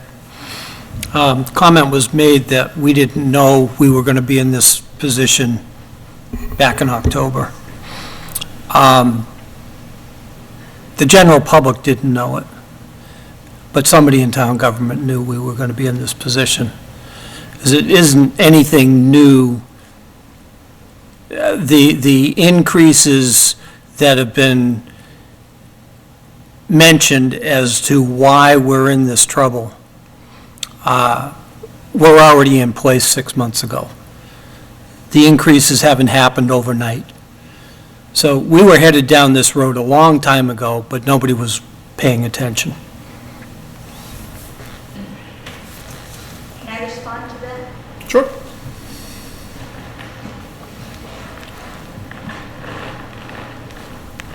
Beginning in October, at every single school committee meeting, we have stated our budget was 1.5 million out of whack. So if we didn't put it in the ledger or something, I'm guilty of that. But it was stated at every school committee meeting starting in October. I would say, I don't think trying to litigate whether we knew or whether we should know is overly productive. I think what we need to do is deal with the facts at hand, and with school committee and select board, determine the path by which we determine whether or not to go forward with the 2.5. And how we deal with the fact of what if it fails. So again, it's kind of still fuzzy in my mind how to play out those two scenarios. And I do think that we have an important part of that to advise through the process and come up with what it means scenarios so that decisions can be made through it. All for that. That's why we signed up for this high-paying job. But, I think it is, like I said, select board, school committee, and us working collaboratively on that path forward. I agree. And town manager and superintendent, obviously. Chris, to your point about what happens if it fails, we're already going to know what happens if it fails because the balanced budget that has to be passed before the override is going to tell us what's going to happen. It's got to. There's no choice. Right. And we're still going to go through all the meetings and say the things that we said today. Hey, what about this? I don't think, because we're going to assume nothing is going to happen. That's how we get to the balanced budget for the meeting. And if it does fail, we already have a balanced budget that's been, in theory, approved the very warrant article before. And if it fails at the ballot, we still have a balanced budget that's already been approved 2 weeks prior, and we have something that we can work with on July 1st. So I understand the reservation from it as we are an advisory committee. We are not We are not we are not the executive. We don't tell the school department they have to cut X, Y, and Z. Our job is to look at these numbers, all of them, very carefully. So I think if there is a collaborative group to work and put this forward, it almost would be the finance committee, because we are the ones that do engage with all of the departments and the town manager, and then we do have the option to work to the select board and say, here's what we found, here's what we think, go off and do what you do. Which they're gonna, excuse me, which is part of the process anyway. Right. It's just coming from an unusual direction. Correct. So I'm kind of a visual person, I like flow charts and timelines. If someone can lay this out by next week and engage school committee and select board, maybe the chairs of both, for their alignment in that, then I think it would help me to understand the process as it relates to a potential override. I would have to send that out tomorrow, which I'm fine doing. Because if we're going to vote on this, it would need to be as presented next week.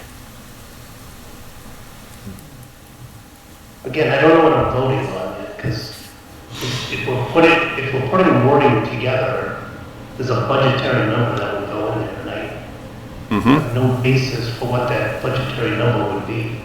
And I don't think I arrive at it next week. That's what comes. I've not heard all the presentations yet. Correct. That's from discussion with the town manager and discussion with the superintendent, discussion with the select board, discussion with the school committee.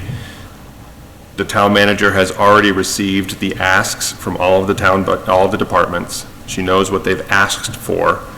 She knows what she has given them as her starting point budget, and then she has her preliminary budget. So there's numbers that we can use to at least try to come close to what's needed. I don't think it's a shot in the dark number that's even presented now. We have numbers in front of us. We have not heard from the departments, but what the departments are going to be presenting to us is the budget that the town manager presented to us last night, where we already have all the lines.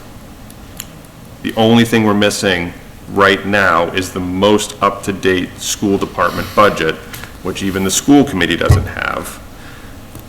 But at this point, she's looking to try, I believe, to get to the 2.94% increase, and that's it. We still have her line item budget for level service with ESSER and without ESSER positions.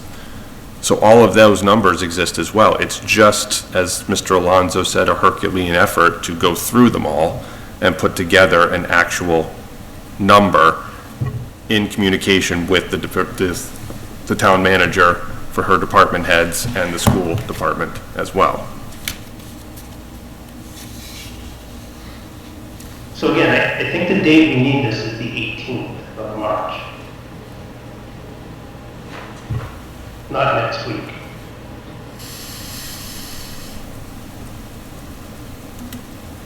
Plus or minus a couple days, right? I mean, that's the... Are we sure it's 60 days? Yes. Again, Ian, that's assuming that we say it's at the next ballot election and not that we want to give us some additional time and push it to a special election. Well, credit where credit is due to our teacher in the audience. 60 days before May 18th, 2024 is Tuesday, March 19th, 2024. The So warrant that's closes the March warrant. That's the 18th. warrant has closed the day before. Yeah, the select board can vote to put it on the 19th. We've Well, no, we would never have to accepted have- articles after the fact. Right. There can be a placeholder article, and then wording can be changed. Including dollar values. Yes. There's precedence of the select board putting warrant articles after the warrant closes. That's standard practice. No. No, there's placeholder articles, yes. And then they've They changed the So wording they place of order it. and they vote to. Right. Okay, fair. So we could work with the 29th, with February 29th, and with March 7th, and with March 14th, technically. But would that but then the select board would have to have time to put a ballot question together the day after the ballot, the day that they would also be voting on whether or not to put the article in. Yeah, again, I want to remind you that the ballot question is very prescriptive in how it has to be worded. The ballot, it's going to be identical to almost identical to the article itself. It's all in a primer that's been put out by DLS. Right. So you're not wording a lot of stuff and all that, It's just the numbers it's the number in the. and the departments. By the reason. Correct. And then the only thing that changes on the warrant article is contingent upon a town vote, or a town ballot vote. Again, there's language for that specifically too. But they mirror each other almost identically. They have to.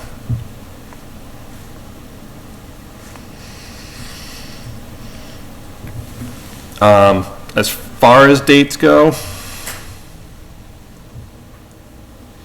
I mean, I would be comfortable. I would want to check in with the select board because I want to make sure that they have ample time to also deliberate and decide what they want to do for a ballot question and have the time to have that discussion and then have their own vote on a ballot question so that they have the time to get that done before or by the 19th of March. So I would say at most, we would have the 29th of February and the 7th of March to work with, from our perspective. When is our public hearing scheduled? The 28th of March.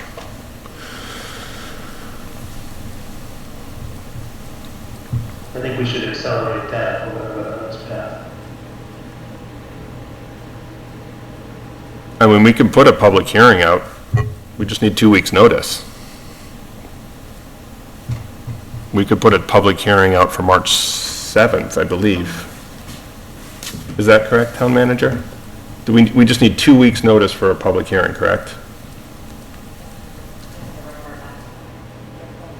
Yeah. But that's 2 weeks with the ledger as well.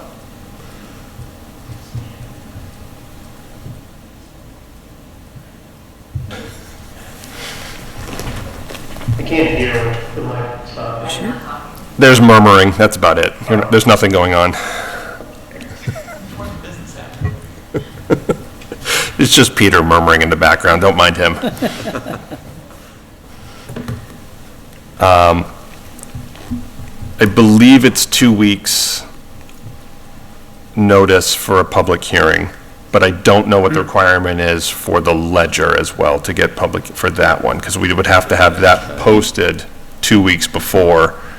So I don't know when the ledger needs to have their Yeah. request put in. It's possible we could get it for the 7th. I doubt it. No, it's impossible to get it for the 7th, because that's 2 weeks from today. The 14th is when we'd be looking at a public hearing, potentially. Excuse me. To me, it seems like time-wise, the best bet is to have a special vote, a special election for the topic. Because it gives you the time to work through all the process, get the public involvement in the public hearing. If we want to have success in an override, you don't want to rush through it.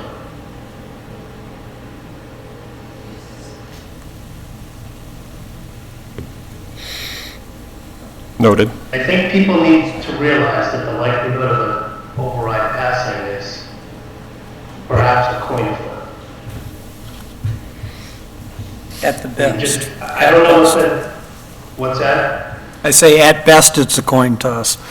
Yeah, So I don't know what the statistics are across the state, but I would like to show you what the statistics are across the state. Let's see if this works. Oh, wait, I have a PowerPoint. just a PowerPoint slide for it. So I went through from FY15 to FY24 and looked at overrides for the state.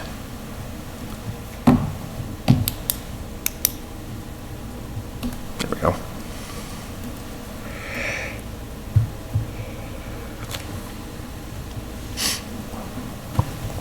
So this is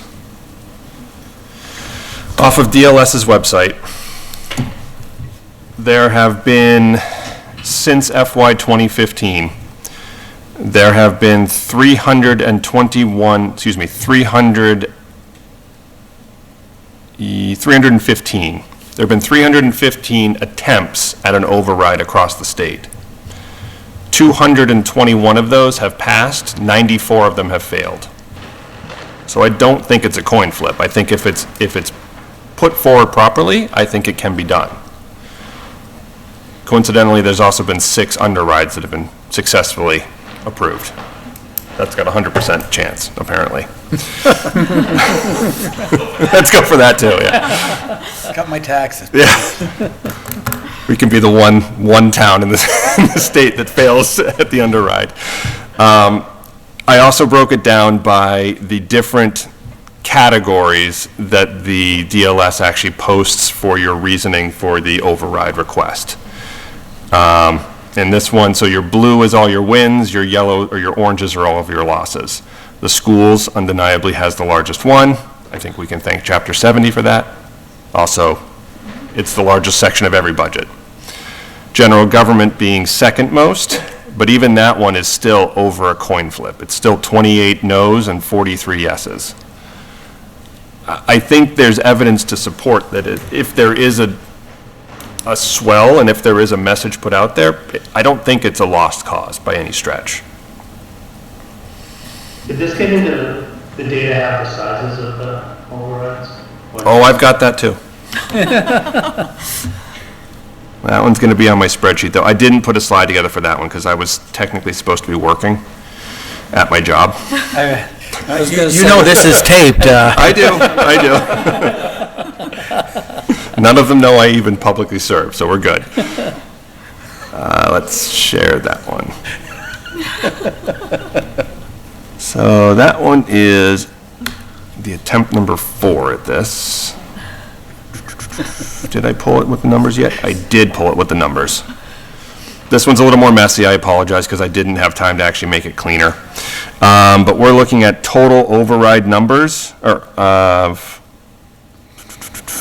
$111 million in overrides that won and $45 million in overrides that did not win. What's that? Oh, yes, Renee. Sure, ask away. What's that? I looked at this a little bit today. Again, Renee Amke, 6 Ivers Court. The overrides for the schools, a lot of those, from what I saw, were for new schools, for buildings. So it was a debt exclusion override or a cap, whatever. Mm-hmm. Point being, it was a one-time override, not an operational override that would increase your tax basis and persist, right? I don't know if you think that's... Do you have it broken out to that level? Because when I looked at the site, it didn't distinguish between the type of override. That's this wonderful list all right here, Okay, where I pulled my pivot charts from. All right. So these are not debt exclusions, is what you're saying? I don't know. believe so. I didn't see anything that even delineated whether or not it could be. It didn't, that's a problem. On the website, it just was override. What's with Chilmark? Who is Chilmark? They have overrides for like $8,000. So some of the towns I've noticed do an override for every single solitary category that's possible, every single year. They will do, there are some that's literally $5,000 for Up Island Elevator as an override. And it won 224 to 54. I mean, these are tiny little things. I only bring up the type of override because this would be operational, so it would carry, I'm not going to talk about an underride, So it could be a tougher sell. That's the only reason why I bring it up. I tried to find whether or not they'd specified between the two, and I could You have not. to like go into the actual article and all the press leading up to the override vote to find. Interesting. Okay. Because I looked, and it didn't look to me like they distinguished between the types. It was just broad category override. And I just Because checked a couple, just spot checked, and then I spot checked a couple underrides.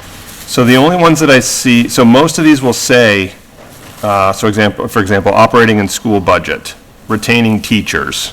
Okay, so that would, yeah. This one for $350,000 in Edgartown is rebuild and resurface town streets. So there's a number of them, but I don't see any ones that are excludable debts. I will admit, I did not look at every single line that's on here, because I was working. But I just pulled it as a pivot table and pulled it out that way and separated it out. I I think have a whether, flight to catch in the morning, I need to go. Okay, thank you. I think whether it succeeds or not, I think it makes sense to give people the choice. Yep. So if it fails, it fails. The effort was not in vain, I guess. And apparently Chilmark is on Martha's Vineyard. That would make sense with the, yeah, there's a couple of them that were like that. I can't even imagine what those town meetings must be like. Island people. There's like 4 people. Yeah, that's fair. It probably still takes 10 hours.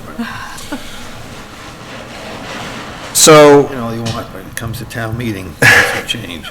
The other thing is, I guess the ledger due date is noon the Tuesday before you want it published. the Tuesday before you want it published?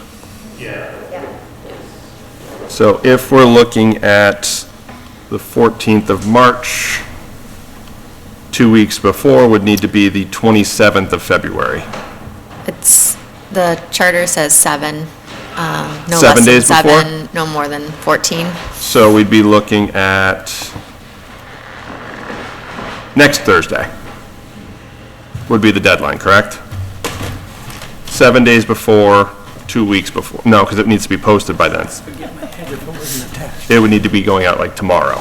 So I would just have to post it basically tomorrow. That would give us 6 days ahead. Does that follow the charter? Are we allowed to do that, 6 days instead of 7? No.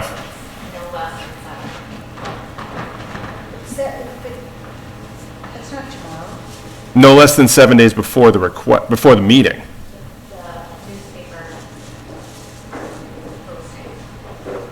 Okay. And the newspaper needs it the Tuesday before it's to be published? So we have to go back 2 weeks from the meeting date because it has to be published 2 weeks ahead of the actual meeting. 1 to 2 weeks, 7 days, no less than 7 days, no more than 14. So, Oh, so we could get away with it then? Okay, so we could put it out on, by this coming Tuesday, that there's a that there's a public hearing for the 14th. And that would at least give you some opportunity to interact with the public then, Chris, if that would help a little bit in this one.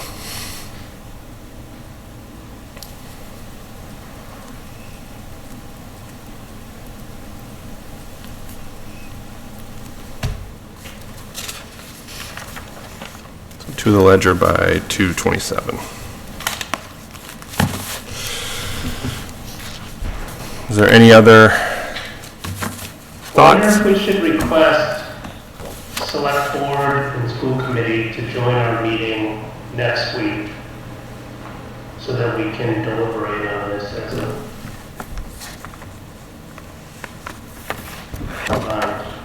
Deliberate on whether or not we're going to put forward a warrant article?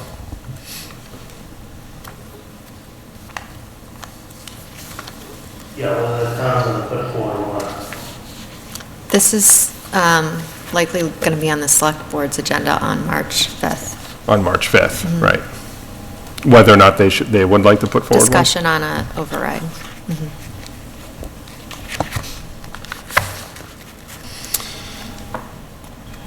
And again, I go back to it, I feel like they're the right ones that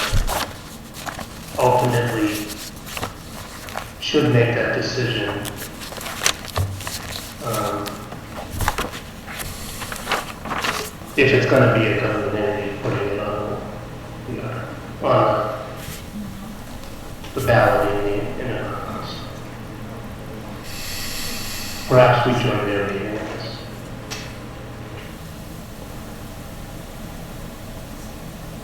I think I still disagree that, I don't think it needs to be the select board specifically. I think, go ahead. So we agreed that the ledger would be noon on Tuesday. Correct. But that's just to advertise for a public hearing, Right. which is, that's separate from what we'd actually be doing effectively. That's just to give the public an opportunity to come and talk to us about the opportunity for an override. After, right before it closes. So that would be like the last day. So we would basically have to have a public hearing, and if we did decide that we were, well, if we decided tonight that we want to have the opportunity to put a warrant article forward, then we would have a public hearing on the 14th with a drawn-up article at that point to discuss with the public, and then vote on whether or not we want to put it to the select board at that point. Are we at that point where we're ready to make that decision as a committee? For my sake, I would prefer it, because that would be a heck of a lot of time wasted, I think, to wait until the 5th of March for the select board to have their meeting. That's 2 weeks almost of time that could be spent pouring through all of these numbers and coming to some idea. I don't think it stops the select board from having their meeting by any chance, and if anything, it would allow us to present to the select board potentially numbers, or at least offer them, hey, here's what we have found, and give them some more information to work with, and then they can still make the decision as well if we don't make it until the 14th. I personally feel like you've presented all the information you can on the decision that we're talking about right now. So I don't know what else there is to kick back and forth. I think we've kind of discussed it. Does that mean you would like to make a motion? So let me just say, like, generally speaking, the select board says, hey, if another group comes up with an article, we will, even if we don't support it, we'll put it on the warrant. However, in this case, this is an article I think that the select board should be doing. So if we came up with one and they said, no, we don't agree to put it on, I think it's going to say we're not putting it on the warrant. I mean, at that point, then, there's nothing stopping any citizen on the 6th of March from taking the article that we have drafted and copying it over and getting 10 signatures, and then they don't really have a choice. And the select board could also say, well, we're not going to put it on the ballot. Not for a citizen's petition. They don't have to put it on the ballot. They absolutely have to put it on the ballot. No, they don't. They don't? No. Oh, on the ballot, I'm sorry. The citizens petitions. Sorry, I thought you meant the ballot. I didn't realize you meant the ballot. Correct. But that would create a mess. Yeah, it's up to the select board at that point. If a citizen's going to put forward a petition to put a warrant article forward for this, then it doesn't change the fact that the select board would still have to make the decision whether or not they put a ballot question up. Can I just get a clarification? So the select board could say, we're not going to put this on the ballot. So even if you passed it at annual meeting, we're not going to put it on the ballot, so it would be null and void. Is that, because my understanding was they had the ultimate, they had to okay it to be approved. If that happens, we end up with an unbalanced budget, correct? They would have to hold, if it passed at town meeting, an override, they'd have to hold a special election within 90 days after that Right. vote.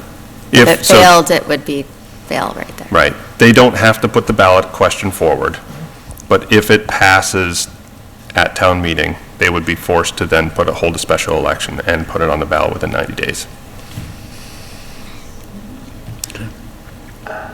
Again, I think we have a process laid out. I think the select board's going to meet on the 5th. By then, we'll know what the school committee's final position is. They will have taken a vote.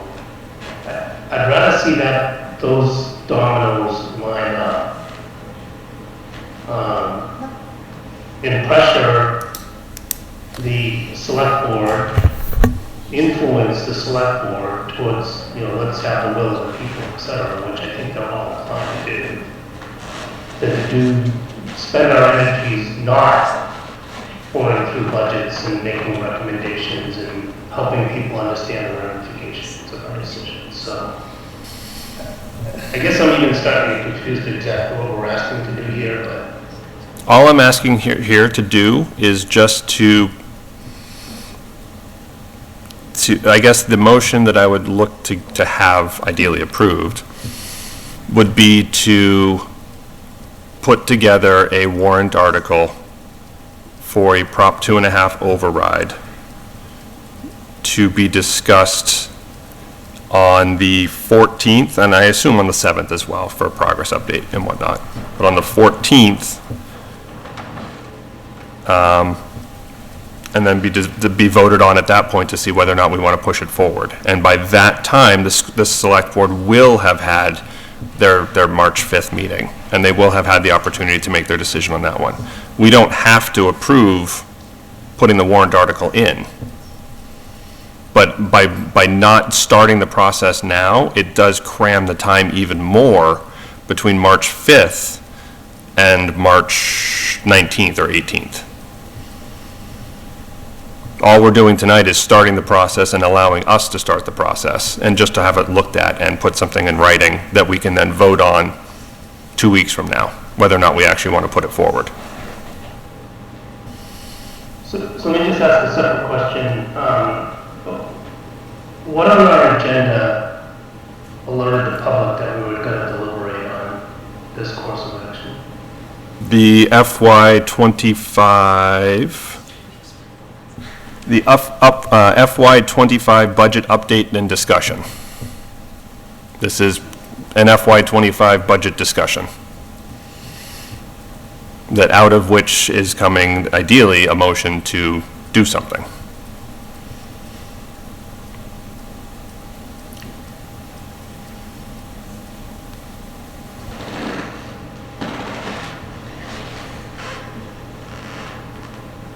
I'll just say that I'm not supportive of making even a motion on this tonight, nor us taking this position at this stage. But, that's not to say I'm not supportive of going forward with the 2.5. I just think in my mind, is a better process for having that play out. I hear that, I understand that, and there very well may be, but this is a side. I think this affords us a little more time and allows the process to still proceed in any other way that it needs to proceed or could proceed. It's just attacking it from another avenue and giving us the opportunity to do something if we need to. And by no means is this saying that the Finance Committee is putting forward an article for an override. That's not what the Finance Committee, that's not what I'm suggesting the Finance Committee does tonight at all. I'm just saying, let's put together the language for one and then discuss the merits of it at a further date once we actually have the chance to go through the numbers.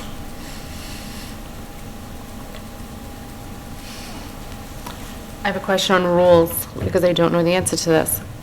As the chair, you're bringing this topic up. Are you not allowed to make the motion yourself? I mean, technically I could make a motion, there's nothing stopping me, but it's kind of rude. I think. Why is it rude?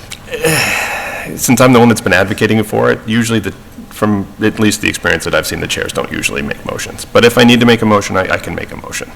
All right, so it's not against the rules? It's not against the rules, no. Okay. It's just poor form. I wouldn't have known that.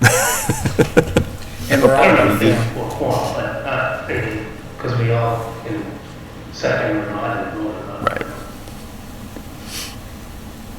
Would anybody be willing to make a motion that we can I discuss? will say I did not expect to have this discussion tonight based on the agenda topics, so.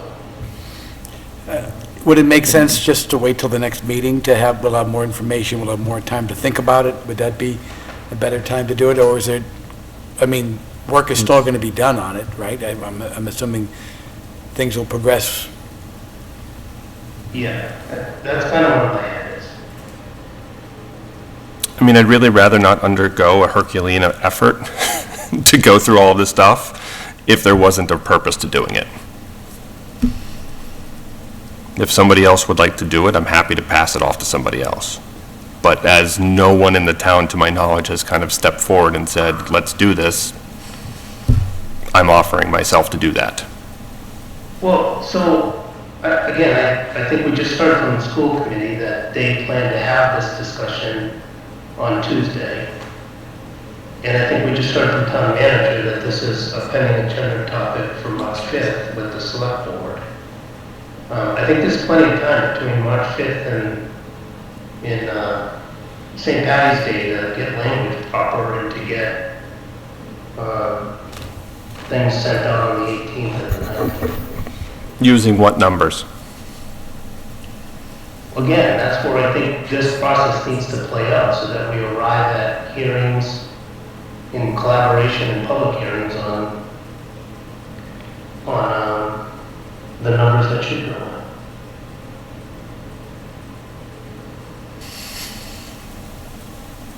But the numbers that we're going to have presented to us are the numbers in a preliminary balanced budget. It's not the needs necessarily of service budgets, of full service budget. The numbers that would need to go on the ballot question in the article related to an override are going to come out of what town manager has put forward, and we're in the process of hearing any adjustments to that. And then I think the budget that the school committee is going to recommend next week with a recommendation on a 2.5 override or not. Are you suggesting that the school committee should bring that up? Well, we just heard that they are. So Well, I know- I would like to hear what they arrive at as their final recommended budget and their position relative to a 2.5 override. I can guess at what their position will be, and then I think based on that, we lead into additional hearings, we have a meeting after that, and then select board has their hearing on the 2.5 override, and they can move forward with putting it on the article or not on their position, in their capacity. And I have trust in the three of these organizations to work collaboratively to get to a position of government. I guess my disconnect comes from the position of government that we're working off of right now is with a Prop 2.5 current levy, new growth, and debt exclusion that we can pull to. And that's what the budget is based on. It has to be based on that. We cannot base a budget on anything other than what we can currently generate for revenue. So there isn't going to be a budget that's put forward that says, hey, here's what we could be doing, or here's what we need to be doing. That's not going to be presented at any of our department head meetings. It's likely not to be discussed at the school committee. I'm assuming that it's going to be just, here's what we have to do in order to hit the budget that's going to keep us within our revenue generation capabilities. And the select board is going to be faced with the exact same thing. They're going to be given, here's what we have for revenue, here's what we need, here's what we're thinking we should spend the money. The conversation doesn't come up to say, is that enough? And if it does come up, by that point, there hasn't been anything that's been done to say, well, what numbers do we actually need? I suspect the school committee is going to come out with a recommendation next week for what the 2.94 budget would look like and what a level service budget or whatever they would recommend a 2.5 override of. And that's going to be the driver, I think, for the override wording on both the ballot and the warrant. So the superintendent is going to potentially present another budget with the 2.94%, but it's still a worst-case scenario budget for the school. There are other departments that could say, you know, town manager has put together this preliminary budget for us, and we're tweaking and making line item adjustments that way. But it's still a worst-case scenario budget specifically for the school district.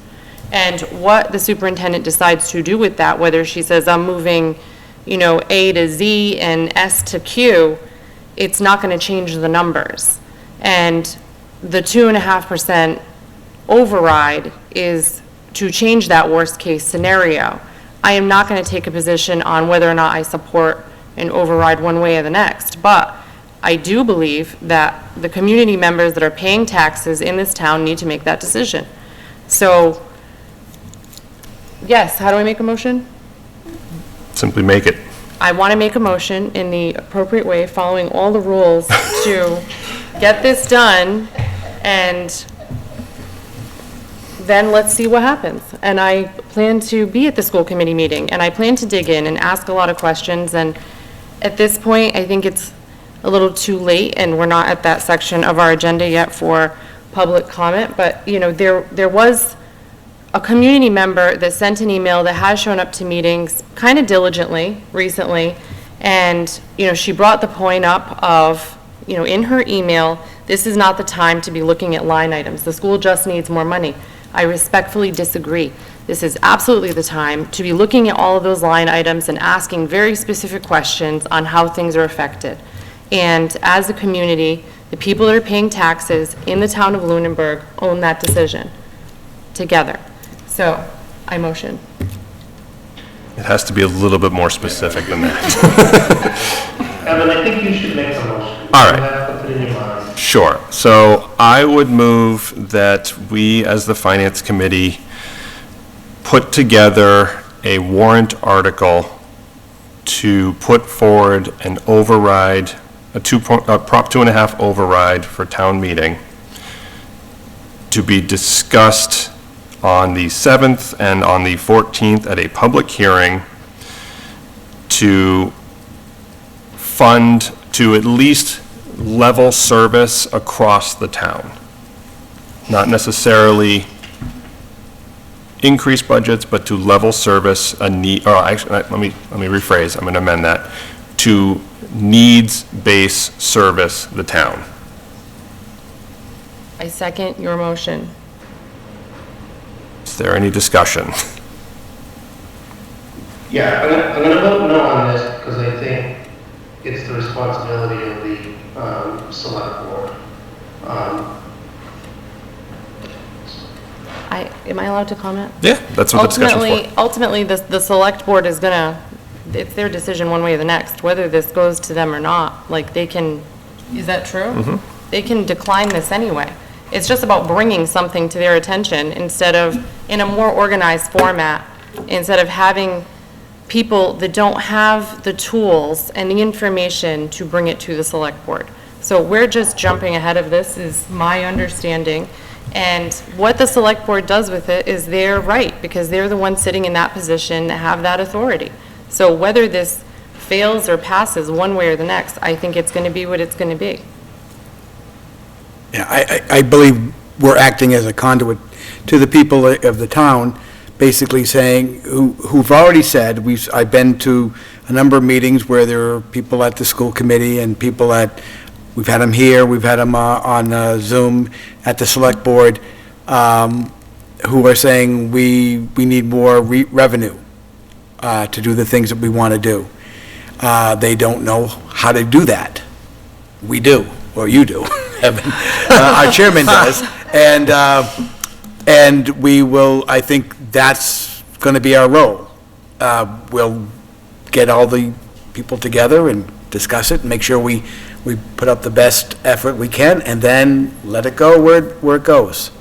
And if that happens, if one of the things I just thought of, if the select board says we're not going to put on the ballot, then all they're doing is adding more cost by having a special election. So it doesn't make any sense that they would do that, because it's still going to be voted on.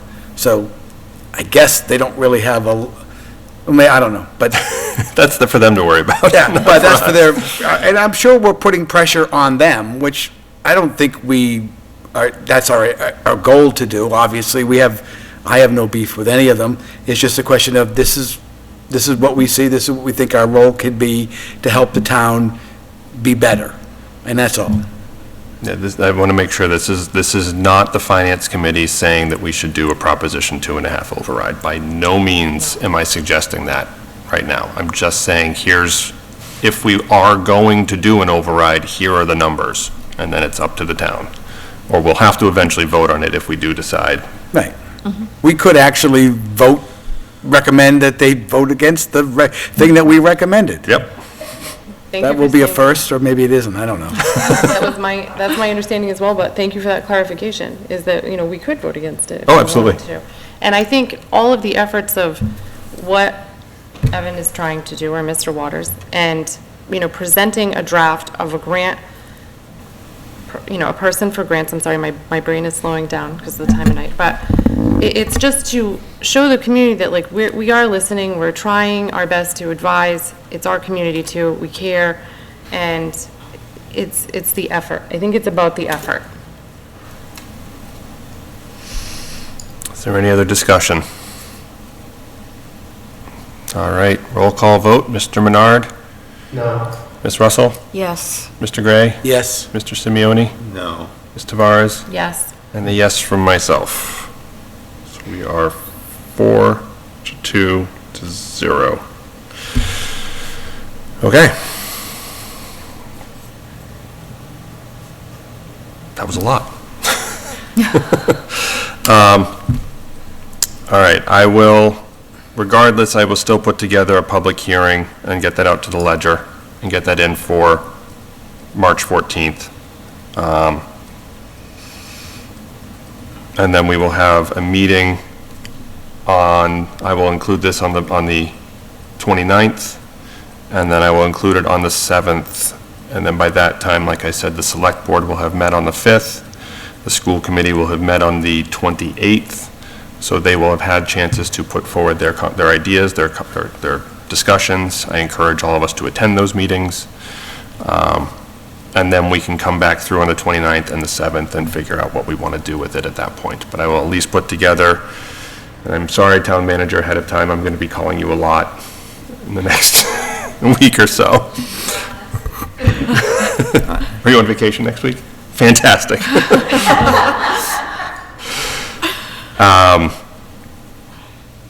Okay, so moving on, town managers.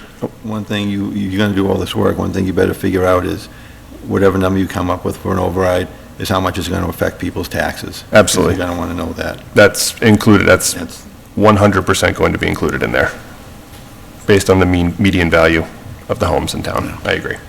I also agree with that, because I think when people are voting on this, they need to know how that's going to affect them. Absolutely. Correct. And not to make it more complex, but with a revaluation year, it's going to be a little trickier as well. Because it's not just as simple as these are what the houses, this is what your assessments are. It's got to go to DLS. So that will, go ahead. So internet kind of, I kind of dropped for a second here. Can you put out like what you now think the agenda is over the next month or so? Because I'm kind of confused. Oh, right now? Well, you don't have to do it right now. Oh, yes. I will send out an email with exactly what the meetings are, where they're going to be, and what the kind of general topics are of the meetings, and then I'll send out agendas immediately after. Probably not tonight, but soon after. All right, and then now select board needs to take a position relative to the municipal side of what a 2.5 would look like. From what I understand on the 5th, that's just from what I've been told. I have not spoken to Mr. Jeffries or anything like that, so that's just from the town manager and from some of the select board members yesterday. I guess my point is it's more than just coming up with wording and voting as to whether they want to put one on the warrant. I think they now need to decide with town manager if we're going for a 2.5 budget and a non-2.5 override budget, what they want to include or not include in the override budget. They would be separate. It would still be the the budget that was presented last night is what, in theory, with some tweaks, obviously, because it's just a preliminary budget, but the finalized budget from the town manager is what gets presented at town meeting still. An override would only offer additional revenue for the town, which would then have to be appropriated at a future meeting. Again, I'm getting kind of frustrated with this because the executive body, select board in this case, and the school committee need to put forward a budget through their town manager and through the superintendent that we review. Right, that's the function, that's the way this all works. We're gonna take a path that we're putting forward a 2.5% budget and a 2.5 override budget. Town manager needs to assess whether her decisions on a 2.5% budget are the same that she would go forward with for a 2.5 override budget. Or are there decisions that were made through that process that would necessitate other costs coming up because we are seeking all that? So I think what we just opened up was we're setting two budgets in place. And it needs to come from the select board and from the school committee down to us to advise on both sets of those. I don't think that we're necessarily saying that we're doing two specific budgets. I think we're working down a path that offers the ability to have freedom of movement from where we're headed. It's just an attempt to say, here's what we normally are going to do and what we are still tasked for doing and what we are still going to do. We are still going to go down that route. We are still going to talk to every department head. We are still going to go through every budget item from the town manager's preliminary budget. We are still going to vote at the end of it to see whether or not we support it as presented. We also have the ability to, at the same time, say, and have the discussion, is that budget meeting the needs of the town? And if by doing this, it at least says it's a yes or no, or at least gets the information, it allows us to look at the information and say whether or not we feel that it is. And if it then still has to be, it's going to have input from the school department because we can't do it without their budget. It's still going to have input from the town manager because we can't do it without her budgetary needs as well. But I don't think that they have to be mutually exclusive. I think they can work in parallel with each other without taking away from either one of them. I'm really confused. I apologize. Okay, any more discussion on this? Do we have any discussion on the follow-up on the preliminary budget from the town manager? All right, we have no minutes. I assume we have no committee reports. Any topics for future meetings other than what we've discussed this evening? All right. For upcoming meetings, at least initially, our next one is Information Technology and Police on the 29th. And then we go on to the 7th with DPW and Facilities. But I will send out updated emails with other topics as well and other dates for school committee and for select board and whatnot. With that, is there any public comment from the public? Oh, we have someone's hand up. Ms. Lockwood. Good evening. Thank you for listening.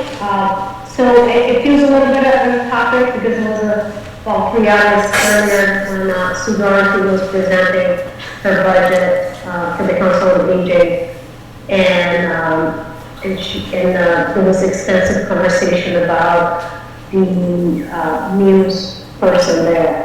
I want to, talk a little bit about a few different topics, a few different things on that. But first of all, is that position I believe was vacant for a long time last year.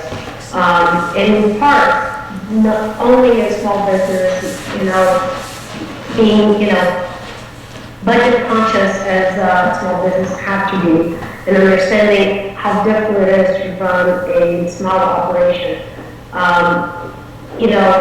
The benefit is a big part. So I bet you that position was vacant for as long as it was, because it's just not an attractive position. Also, in a small organization, hiring someone new to do a job every so often, it's practically impossible. You always want to have strategically, like, someone who you pay well, and maybe the other people you pay the average. What's out there for the market. But I can see the struggle of wanting to have someone solid that you can count on, who will be there for the long time. The other part that I think it kind of goes on with household aging, these services that are peripheral to the big core of our budget, which is usually DPW, school, police, fire, the library, and parks and recreation is, I had a small business in 2 other towns in the state, and there are actually wealthy towns considered with really good school districts. And I see what happens when the town has to offer is really good school districts. And what tends to happen is the cost of doing business as a town becomes very expensive. And what I'm saying is, I haven't checked, so Dorothy mentioned that about 30%, not a third, but 30% of our population is over 60. These are people that are relatively cheap to have as residents in town. Young families that are going to be here from, kindergarten all the way to high school, those are expensive families to, residents to have. The way for us to be able to provide good schooling to our children, and yet not being paid, the average tax bill in Lunenburg is a third of Wayland, Massachusetts, which is the school number one school in the state, oftentimes, between 1 and 2. The way to provide that in a more reasonable way, even for school parents, is to actually have a large swath of our residents to not have children at school. I can tell you that most households in Wayland do have children in schools. So therefore, their cost to have a great school system is very expensive. The average single-family home tax bill in Wayland is about $18,000 right now, and they actually have more condos than Lunenburg does. They actually have pockets of more highly dense populated pieces of town than we do. So as we look at some of these things, some of these fringe things that are happening in town, I think there's a cost benefit that we need to understand that if we make Lunenburg very unattractive to empty nesters, retirees, we are just going to move out. I have my kids in school. My kids have been out of school for about, my son is 26, so, 8 years now. So, and I'm looking at a tax bill that's pretty high. If I move down the road, it's much cheaper. I'm going to be saving $5,000 a year. That is literally a really fun trip that I can take. So the only way we're going to keep people like us in town and a lot of the retirees, if you really make these small and fringe benefits attractive. Drilling the consummate person who's trying to, add someone 4 hours a week, and because of her pension, I think it's terrible optics for the town. And I tell you, before I moved to town 20 years ago, what I did for about 3 months was I bought the local newspaper of Lunenburg and the regional, the surrounding towns, And I literally decided on which town to move to based on what was happening in the town. And as the time goes by, we had a brand new library, we had a brand new school, we had a brand new police department. So it was, I didn't know, it was very small insight into what happened in school, but it was a real time. I do not think it's a great optics to go to, not just great optics, it's really, you're really making it, is scrutinizing a part of the town that, a part of the residents of town that take very little benefits of the overall government. Like seniors do not take a lot of space in government if we were to even look through the operations of town government. We're not building new houses, we are not sending kids to school, the most you're gonna have from us is a landlord's call. So anyway, so I ask you to, as you go through this exercise of scrutinizing every line item, which I think I think is a necessary, needed, and important exercise to do every so often, not just when you have a tight budget, is to actually think what kind of community you want to have. Do you want to have a community that has the best school in the state and has no community standards? Go for it.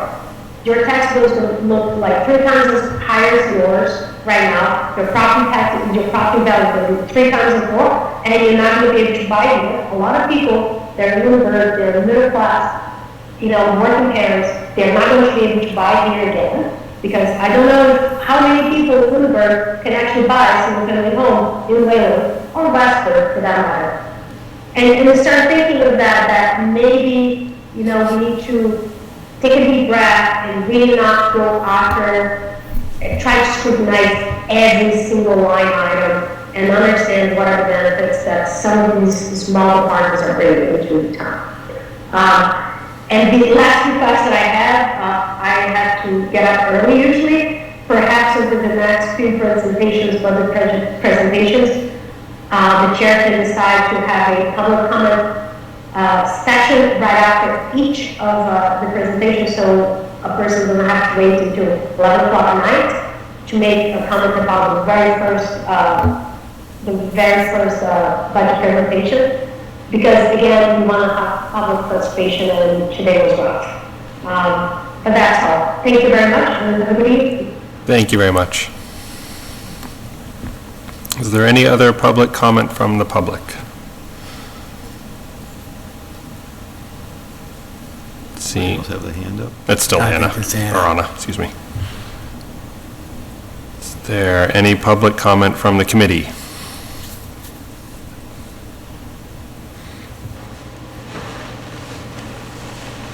Hearing none, I would happily entertain a motion to adjourn. So moved? Second. Any discussion? Mr. Menard? Aye. Ms. Russell? Aye. Mr. Gray? Aye. Mr. Simeoni? Aye. Ms. Tavares? Aye. And an aye from myself. It is 11:07 PM and we are adjourned.